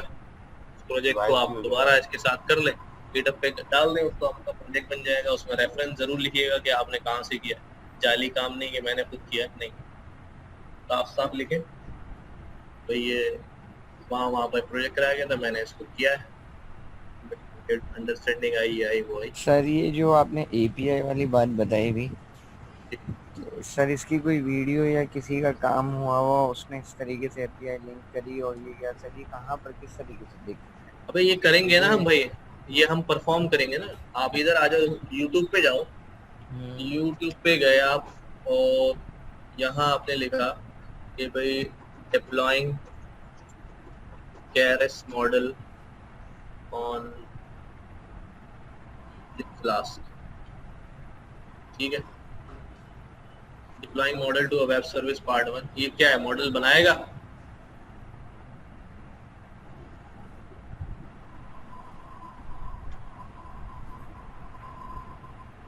ये आपको बता रहा है, देखो यही काम करना है ना हमें, प्रेडिक्शन भी आ रही है, ठीक है, नजर आ रहा है? जी सर आ रहा है सर। वही एंड यूजर के लिए समझना चाह रहा था कि हाँ, तो ये एंड यूजर वाला काम है, जो अभी आपसे थोड़ी देर पहले कह रहा था कि हम उसको एक वेबसाइट बना के दे देंगे, वो यूजर आएगा हमारी वेबसाइट पे, वो कहेगा यार ये तस्वीर मुझे समझ नहीं आ रही, कुत्ते की है बिल्ली की, जरा आप बताओ। अगर हम कहेंगे अपलोड कर दे भाई, हमारा मॉडल बता देगा कुत्ता है बिल्ली। ये तो हम एक सिंपल सिनेरियो की बात कर रहे हैं, ठीक है। आपके पास, आप फॉर एग्जांपल स्टेट एजेंट है, ठीक है, और आप जो है ना कराची के 8-10 इलाकों में काम करते हैं, आपके पास डाटा था, आपने डाटा फीड करके हर इलाके का मॉडल बना के रख लिया। अब आपके पास कोई एजेंसी पे आता है, तो कहता है यार फला इलाके में मकान चाहिए, आप जल्दी से पेज खोलेंगे अपना, बोलेंगे बताओ कितने गज का चाहिए, कितने यार्ड्स का, कितने जो है ना स्टोरी चाहिए, क्या क्या फीचर चाहिए, सारे फीचर डालें, टक से आपने प्रेडिक्शन दबाई, उसने बता दिया कि यार फला इलाके में इतने लाख का मिलेगा। एक सिस्टम बनेगा, सिंपल सी बात करूँ, छोटी छोटी बातें कर, सही सर। तो आप उसको बना सकते हैं, अपने छोटे छोटे मॉडल्स बना सकते हैं। एक्सरे का है भाई, फ्रैक्चर पकड़ना है, ये पकड़ना है, वो करना है, एक्सरे इमेजेस लो, ट्रेन करा लो, डॉक्टर के पास ले आकर रख दो, सिस्टम में लो भी, आप फारे गए, आप है ना वो कर देगा हमारा सिस्टम। तो अब मतलब ये है कि उस डायरेक्शन में सोचना पड़ेगा ना कि यार मैं कोई छोटी छोटी प्रोडक्ट्स और करूं, तो इंशाल्लाह भी अब ये एपीआई वाला ये वाला काम कर लें सर। असल में सोच बहुत सारी चीज़ें ली जाती हैं, अब वो बात ये है कि जब इम्प्लीमेंटेशन साइड पे आता हूँ इम्प्लीमेंटेशन साइड पे हम जब आते हैं या कुछ हो रहा होता है ना, तो बहुत सारी चीज़ें ऐसी हैं जिसके बारे में नो हाउ नहीं है। हर चीज़ यूट्यूब पे करने जाते हैं, लेकिन देखो इन एक प्रैक्टिस मसला में ना आने की वजह से ना मैं वो बता नहीं पेंडिंग में चले जाते हैं। उसमें एक प्रॉब्लम ये है कि आपके दिमाग में आइडिया आता है, आप देखने जाते हैं, बोलते हैं यार इस आइडिया के अंदर जो है ना 17 चीजें इस्तेमाल हो रही हैं, उनमें से 2 ही मुझे आती हैं, भी लंगड़ी लुगड़ी, यही है ना। ठीक है सर, सही पॉइंट गेन कर गए साहब। लेकिन मसला ये है कि कोई बात नहीं यार, आप शुरू करो तो सही। सारे काम आप खुद नहीं कर सकते, जी सर। मिस्त्री को भी मजदूर चाहिए होता है भाई, एग्जैक्टली। ठीक है ना। जो काम आपको आते हैं आप वो करें, उनमें से 2-3 काम आप कोशिश करें यार ये मैं नए सीख लूंगा, मुझसे रिलेटेड है, मुझे फ्रंट एंड का काम नहीं आता, कोई बात नहीं यार, किसी को पकड़ ले, साथ मिला के चल यार मिल के ही काम करें। इतने ग्रुप है, 4-4 5-5 लोगों के ग्रुप है भैया, बनाओ ग्रुप। उसके सर ग्रुप्स में ज्यादातर ना हम लोग स्टूडेंट ही हैं, तो आप कोई फोरम वगैरह कहीं यूज करते हो जो लाइक प्रोफेशनल प्रो वगैरह वाला, तो उस पे हम इस तरह की कोई है अगर ज्वाइन करवा लें। आप सबसे बेहतर मशीन लर्निंग के लिए सबसे बेहतर जो है ना वो कैगल कम्युनिटी है, ठीक है। कैगल कम्युनिटी के ऊपर जो है ना वो आप बंदे देखें कंपटीशन विन कर रहे हैं, वो बंदे नहीं है, वो पूरी कंपनीज है, ठीक है। वो पूरी कंपनीज जो विन कर रही है, लेकिन आप इंडिविजुअल्स को ढूंढे, उनका लिंक्डइन वगैरह पकड़े, उनका फेसबुक, उनका ट्विटर पकड़े, उसके ऊपर उनको मैसेज करें, और उसको मैसेज करके ये नहीं बोले हाउ आर यू, अबे भाई आप रेफर करें उनके काम को डायरेक्ट शॉर्ट वर्ड्स में, ये मैंने आपका काम देखा है, ये मैंने आपका काम देखा है और मैं इसको इम्प्लीमेंट कर रहा हूँ, ठीक है, मुझे ये प्रॉब्लम आ रही है, री इम्प्लीमेंट कर रहा हूँ, आपके काम को कॉपी कर रहा हूँ, साफ साफ बोले काम कॉपी कर रहा हूँ लर्निंग के लिए। आपको और कम्युनिटीज को ज्वाइन करें, वहाँ पर प्रॉब्लम्स अपनी पोस्ट करें। मेरा नहीं ख्याल कि आप में से किसी ने स्टैक ओवरफ्लो में प्रॉब्लम पोस्ट किया होगा कस्टमर, देखिए तो बहुत प्रॉब्लम पोस्ट किया होगा, कभी नहीं किया, कभी नहीं किया, ये मसला भाई। सर एक क्वेश्चन था। हाँ सर एक अटेंशन मॉडल होता है, क्या होता है? अटेंशन मॉडल, अटेंशन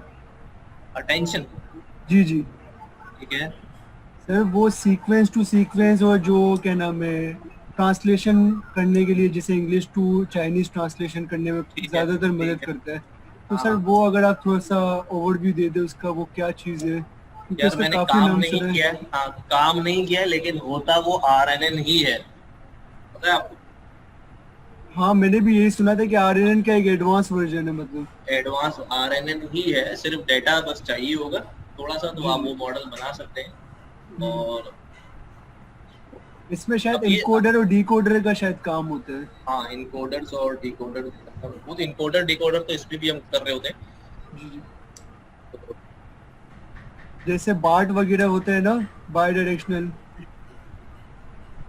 उसको यूज करते हुए शायद हम अटेंशन मॉडल बना। पहले कैगल पे जाके देखो कोई ट्रांसलेशन जो मॉडल है कोई है या नहीं, उन्होंने कैसे काम किया है, क्या किया है, क्योंकि अब आपके पास बेसिक नॉलेज इतनी है कि एटलीस्ट जो है वो मशीन लर्निंग वाला पार्ट आपको समझ में आने लगेगा इन्होंने क्या यूज किया हुआ है। ठीक है, थोड़े घंटे और सर्च करेंगे उसके ऊपर तो बहुत ही ज्यादा क्लियर हो जाएंगी। कुछ जो एडिशनल एफर्ट्स उन्होंने किए होंगे जो आपने नहीं पढ़े होंगे, कुछ लाइब्रेरीज यूज कर ली, OpenCV यूज कर लिया, ये यूज कर लिया, वो यूज कर लिया। अब ये एडिशनल चीजें, इनको आहिस्ता आहिस्ता अपने स्किल सेट का पार्ट बनाएं, नहीं कि ना बनाएं, आहिस्ता आहिस्ता बनाएं, जरूरी है। और सर एक और क्वेश्चन था कि हम अनसुपरवाइज लर्निंग जैसे सारे काम हम सुपरवाइज से ही हो रहे हैं, अनसुपरवाइज की जरूरत कब पड़ती है? अनसुपरवाइज की जरूरत कब पड़ती है? अनसुपरवाइज में काम ही क्या करते हैं? अनसुपरवाइज लर्निंग के जो मॉडल्स हैं वो कौन से हैं? वो क्लस्टरिंग के। जी ज्यादातर हम क्लस्टरिंग कर रहे होते हैं। क्लस्टरिंग की बहुत सारी टाइप्स हैं, नियरेस्ट नेबरहुड है कि क्लस्टरिंग है। क्लस्टरिंग में होता क्या है बाबू कि अनसुपरवाइज लर्निंग हम करते ही इसलिए कि बाद में उस पर सुपरवाइज लर्निंग कर सके। होता ये है कि भाई सिंपल सी मैं आपको मिसाल देके समझाता हूँ कि मेरे पास एक डेटा है, जी सर, ठीक है, उसके लेवल्स नहीं है, सिर्फ डेटा है, ठीक है। यानी मेरे पास एक बैंक का डाटा है, सही है। ठीक है, बैंक के मेरे पास जो है ना 50,000 कस्टमर्स की कोई 1 करोड़ से ज्यादा ट्रांजेक्शन्स हैं, सही है। ठीक है। अच्छा, उनमें कहीं नहीं लिखा हुआ कौन सा कस्टमर अच्छा है, कौन सा बुरा है, कौन सा फ्रॉडी है, कौन सा क्या है, अब ये सिर्फ डाटा है, सही है। ठीक है। मुझे अब लेबल कोई लगा हुआ नहीं है ना, लेकिन मैं अब ये करना चाह रहा हूँ कि मैं यार इनमें से जो है ना मेरे जहन में ये आ रहा है कि यार 10 कैटेगरीज डाटा की बनाऊं। सही। अब 10 कैटेगरीज बनाऊं तो अब मैं सिस्टम को बोलूंगा कि भाई तुम इस पे अनसुपरवाइज लर्निंग करो और उस पे क्लस्टरिंग का एल्गोरिथम लगाओ। वो क्लस्टरिंग का एल्गोरिथम लगाएगा, वो सारे लोग जो जितने भी कस्टमर्स हैं, 50,000 कस्टमर्स हैं, उनको किसी ना किसी बिहाफ पे, किसी ना किसी सिमिलैरिटीज की बुनियाद पे वो खुद ही ढूंढेगा। ये सिमिलैरिटीज मैं नहीं बताऊंगा, मुझे बताना होता तो मैं खुद ही नहीं कर लेता। तो वो खुद ही उन सिमिलैरिटीज की बुनियाद पे 10 ग्रुप्स बना देगा, यानी कि ग्रुप 1, ग्रुप 2, ग्रुप से 10 ग्रुप बने होंगे। जो ग्रुप 1 में लोग होंगे ना ये सिमिलर होंगे, ग्रुप 2 में लोग होंगे ये ग्रुप 2 के सारे सिमिलर होंगे। उसमें कुछ जो है ना आउटलायर्स भी होंगे जो किसी ग्रुप में नहीं आ रहे होंगे, कुछ ऐसे होंगे जिनके फीचर्स ऐसे होंगे जो 2-3 ग्रुप में आ रहे होंगे। तो हर डाटा के अंदर आउटलायर तो होते हैं, कोई बात नहीं। अब ये ग्रुप्स बन गए ना, मैं इनको क्लासेस में कन्वर्ट कर लूंगा, लेबल्स बना लूंगा इनसे और ये मेरा सुपरवाइज डाटा बन जाएगा। फिर सुपरवाइज लर्निंग लगा दी मुझे। सुपरवाइज लर्निंग पे चले जाऊंगा मैं।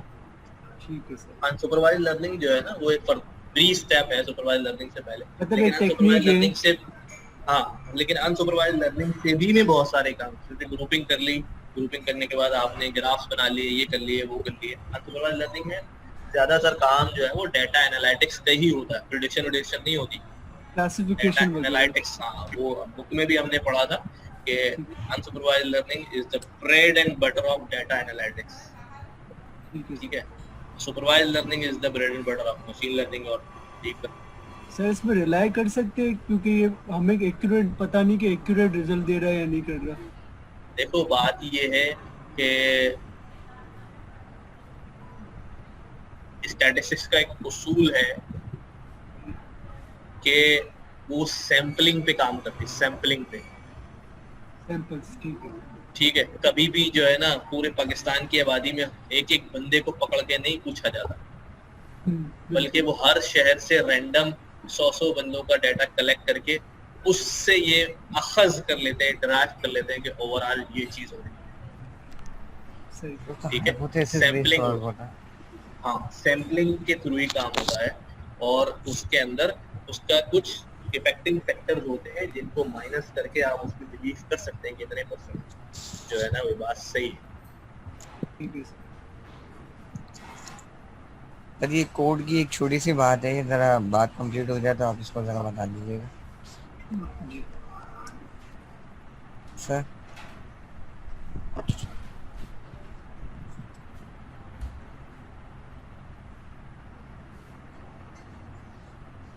बोले, मैं सुन रहा हूँ। अच्छा सर, मैं समझा आप नहीं, स्क्रीन शेयर करा लें। ठीक है सर। ये लास्ट क्लास के अंदर एक एरर था, वो भी पूछना है। और सर आज वाला भी जो एक्स का जो टेंसर बनाया ना, वो थोड़ी सी बात एक बार फिर क्लियर कर दीजिएगा। पहले मैं स्क्रीन शेयर करा दूँ।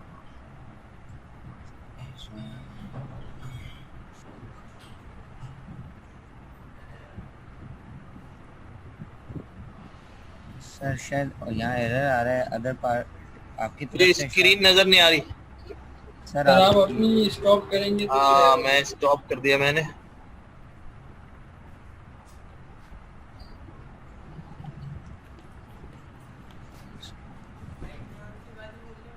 सही है सर। भाई बस आने वाली, हाँ आ गई। अच्छा सर, ये पहले तो पिछली क्लास का जो एरर था किसी ने बताया भी था क्लास के अंदर, लेकिन वो नहीं समझ आया था। ठीक है, जरा ये देख लेते हैं पहले। ये था एरर, ये था functional call stack distributed function. इस टाइप का कोई एरर दे रहा था और शायद किसी ने यहाँ कुछ बताया था कि पूछना है सर।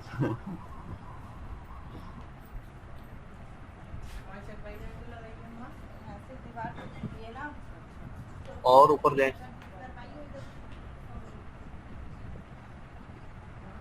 यहाँ कोई पैरामीटर था, ये जो है ना ये 64 को इधर 64 को इधर कर दिया था, टेक्स्ट वोकैबुलरी को पहला पैरामीटर कर दिया था। सर इसका रीजन क्या है सर? कुछ रीजन ही समझ नहीं आया था, वो तो वॉइस पे तो सुन लिया था मैंने। या नहीं मैं ये कह रहा था, मैंने उसको भी कहा था कि इसको इसकी शिफ्ट इंटर दबाएं एम्बेडिंग के अंदर। शिफ्ट इंटर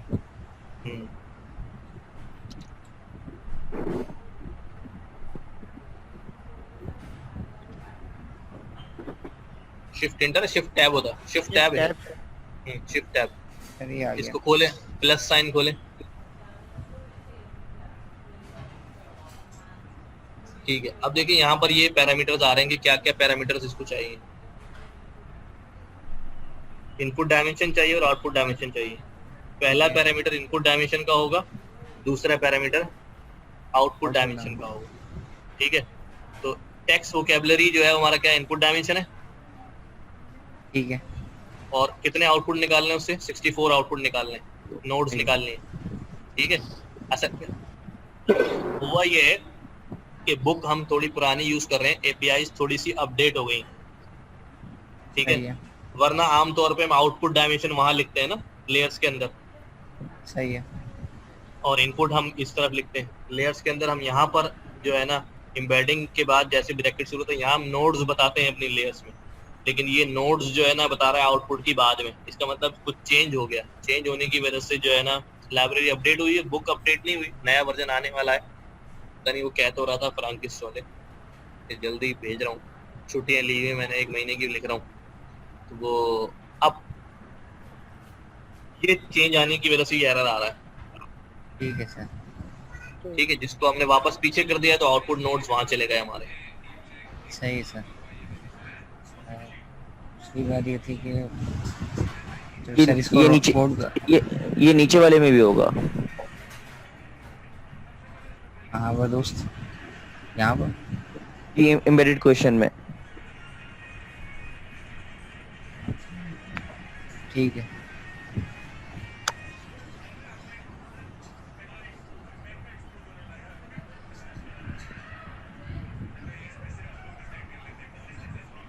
चलो ये तो हो गया सर। ये बुक वाला एक और चीज सर सुनती बता दीजिएगा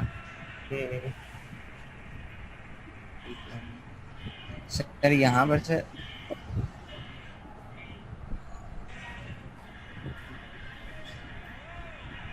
ये जो चीज़ है ना सर, आपने बात कंप्लीट कर ली थी इसलिए उसको रोका नहीं था कि मतलब सब डिस्टर्ब हो जाएंगे, ठीक है ठीक है। अब सर यहाँ पर एम्बेडेड सारी चीज़ें इंपोर्ट वगैरह करा ली, वोकैबुलरी वगैरह पोस्ट इंपोर्ट के अंदर हमने सब बता दिया उसे, ठीक है। इस एम्बेडेड पोस्ट के बाद जो सर हमने एक्स का, अब मैं इसे वेरिएबल कहूँ या टेंसर कहूँ, पहले तो मैं यहाँ कंफ्यूज हो रहा हूँ क्योंकि ये एक टेंसर का ऑब्जेक्ट होगा, ठीक है। तो ये असल में जितने भी वेरिएबल्स बनते हैं या जो भी चीज बनती है, हम हमेशा से कहते रहे हैं कि पाइथन में हर चीज जो है ना वो ऑब्जेक्ट है, ठीक है। उसकी कोई ना कोई क्लास जो है ना पीछे डिफाइंड है। ये बात समझ में आती है? ठीक है, हाँ सर, ठीक है। जो अभी अगर आप अपनी नोटबुक खोलेंगे ना, नोटबुक खोलें दोबारा,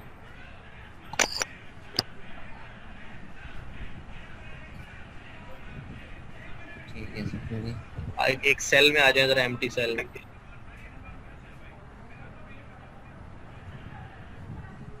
जी सर। अब यहाँ पे लिखे a = 10। अब ये a क्या है? वेरिएबल या क्लास दोनों कह सकते हैं। ये एक वेरिएबल a है ना, ठीक है। आमतौर पे हम इसे वेरिएबल कहते हैं, ठीक है, लेकिन क्लास का ऑब्जेक्ट है, ये की क्लास का ऑब्जेक्ट बना है। अच्छा, अब इसके नीचे लिखें जरा, हेल्प ब्रैकेट्स में लिखें इंट, रन करें। देखो क्या बनी हुई है इंट की, यहाँ पे वही क्लास बनी हुई है, क्लास बनी हुई है और सारे इसके एट्रीब्यूट्स और बिहेवियर्स नीचे बने हुए, ठीक है। ऐड का फंक्शन, सील का फंक्शन, तो हर चीज में जो भी कुछ लिख रहा हूँ ना वो तो क्लास से बिलोंग करता है और वो ऑब्जेक्ट है, तो वो जो x भी हमारे पास आ रहा है ना, वो भी एक ऑब्जेक्ट है। ठीक है, ठीक है, सही है। तो ऐसा क्यों होता है कि ये कुछ ऑब्जेक्ट्स को ये प्रिंट कर देता है और कुछ ऑब्जेक्ट्स को ये मतलब वो प्रिंट नहीं करता, वो लिखा हुआ आ रहा होता है कि ये ऑब्जेक्ट है? ऐसा नहीं होता, ऐसा नहीं होता। अगर वो ऑब्जेक्ट है तो उस ऑब्जेक्ट को प्रिंट करके हमें कुछ भी नहीं मिलेगा। ऑब्जेक्ट के साथ बाइंडेड हैं कुछ फंक्शंस और एट्रीब्यूट्स। ठीक है, अगर खाली ऑब्जेक्ट को प्रिंट कराऊंगा, खाली ऑब्जेक्ट को प्रिंट कराऊंगा तो वो ऑब्जेक्ट का नाम बताएगा, उसकी टाइप बताएगा। लेकिन ऑब्जेक्ट्स के साथ अगर बहुत सारी चीजें लटक रही हैं, फंक्शन भी उसको मिले हुए हैं और एट्रीब्यूट्स भी मिले हुए हैं, तो ऑब्जेक्ट के साथ भी डॉट लगा के जो है ना उसका एट्रीब्यूट्स मैं उठाऊंगा। ठीक है, जैसे INT लगाया तो उसके साथ फिर डॉट लगा के कोई जो भी एट्रीब्यूट बताऊं उसे उसी का बताऊंगा। अब INT, अब जब मैं a प्लस b करता हूँ तो a b जो है एक इंटीजर है। देखिए क्या है जरा, इसे आ गया इसमें क्लास के अंदर, जैसे यहाँ पर आ रहा, देखो इधर ऊपर ऐड का फंक्शन ही खोल दो खाली। ठीक है, सही है। ये है ना, ये ऐड का फंक्शन। अब ये क्योंकि ये बिल्ट इन फंक्शन है तो हमेशा ये अंडरस्कोर से बनाते हैं, स्पेशल फंक्शन होते हैं, ताकि अगर आप भी अपना ऐड का फंक्शन बनाएं खुदा ना खास्ता तो इसके साथ मैच ना कर जाए, इसलिए ये अंडरस्कोर लगाते हैं, इसलिए इनको स्पेशल फंक्शन कहते हैं। अब एक सेल्फ है, सेल्फ वो है यानी a प्लस b जब मैं करूंगा तो a जो है वो सेल्फ में आएगा एक ऑब्जेक्ट, और b जो है वो वैल्यू में आएगा। तो ये ऐड फंक्शन क्या करेगा, उनको जब प्लस ऑपरेटर के साथ ऐड कॉल होगा तो सेल्फ में जो आ रही है वैल्यू और जो वैल्यू में आ रही है, दो चीजें आ रही होंगी ना, तो ये फंक्शन क्या करेगा, उनको ऐड करके रिटर्न कर देगा। Sir a is equal to हमने 10 लिखा तो a एक ऑब्जेक्ट है इंट क्लास का, राइट? जी हाँ, जी हाँ। तो हम प्रिंट a करते हैं तो हमारे पास जो रिटर्न मतलब प्रिंट करते हैं तो 10 आता है। 10 आता है क्योंकि 10 इसलिए आता है कि उसके अंदर वैल्यू असाइन कर दी गई ना, सिंगल वैल्यू असाइंड है। लेकिन जब मैं ऑब्जेक्ट क्रिएट कर रहा हूँ ना, खुद ऑब्जेक्ट क्रिएट कर रहा हूँ, जैसे यहाँ पर क्या कहते हैं, इस सेल में आए जरा ऑब्जेक्ट, इंट का ऑब्जेक्ट क्रिएट करें। वैसे अभी इंट क्लास बनी हुई तो बाय डिफॉल्ट ही वो उसका ऑब्जेक्ट क्रिएट हो जा रहा है। मैं इंट ए की टाइप चेक करें। सही समझ गया। 1 मिनट लिखें तो सही, क्लियर, बाकी लोगों को क्लियर हो जाए। टाइप ब्रैकेट में, टाइप लिख के ब्रैकेट में ए लिखें।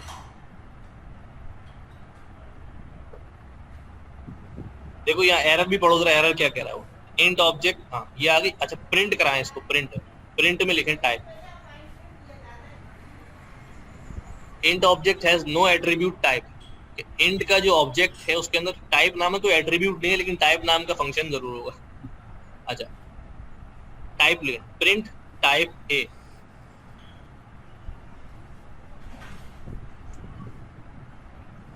ब्रैकेट में लिखें टाइप को भी, प्रिंट के ब्रैकेट लगाएं।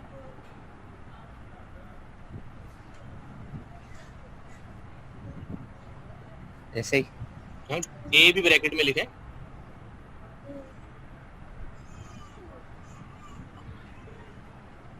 चलिए हाँ अब इस ब्रैकेट और लगाएं, चलाएं इसको। अब वो क्या बता रहा है,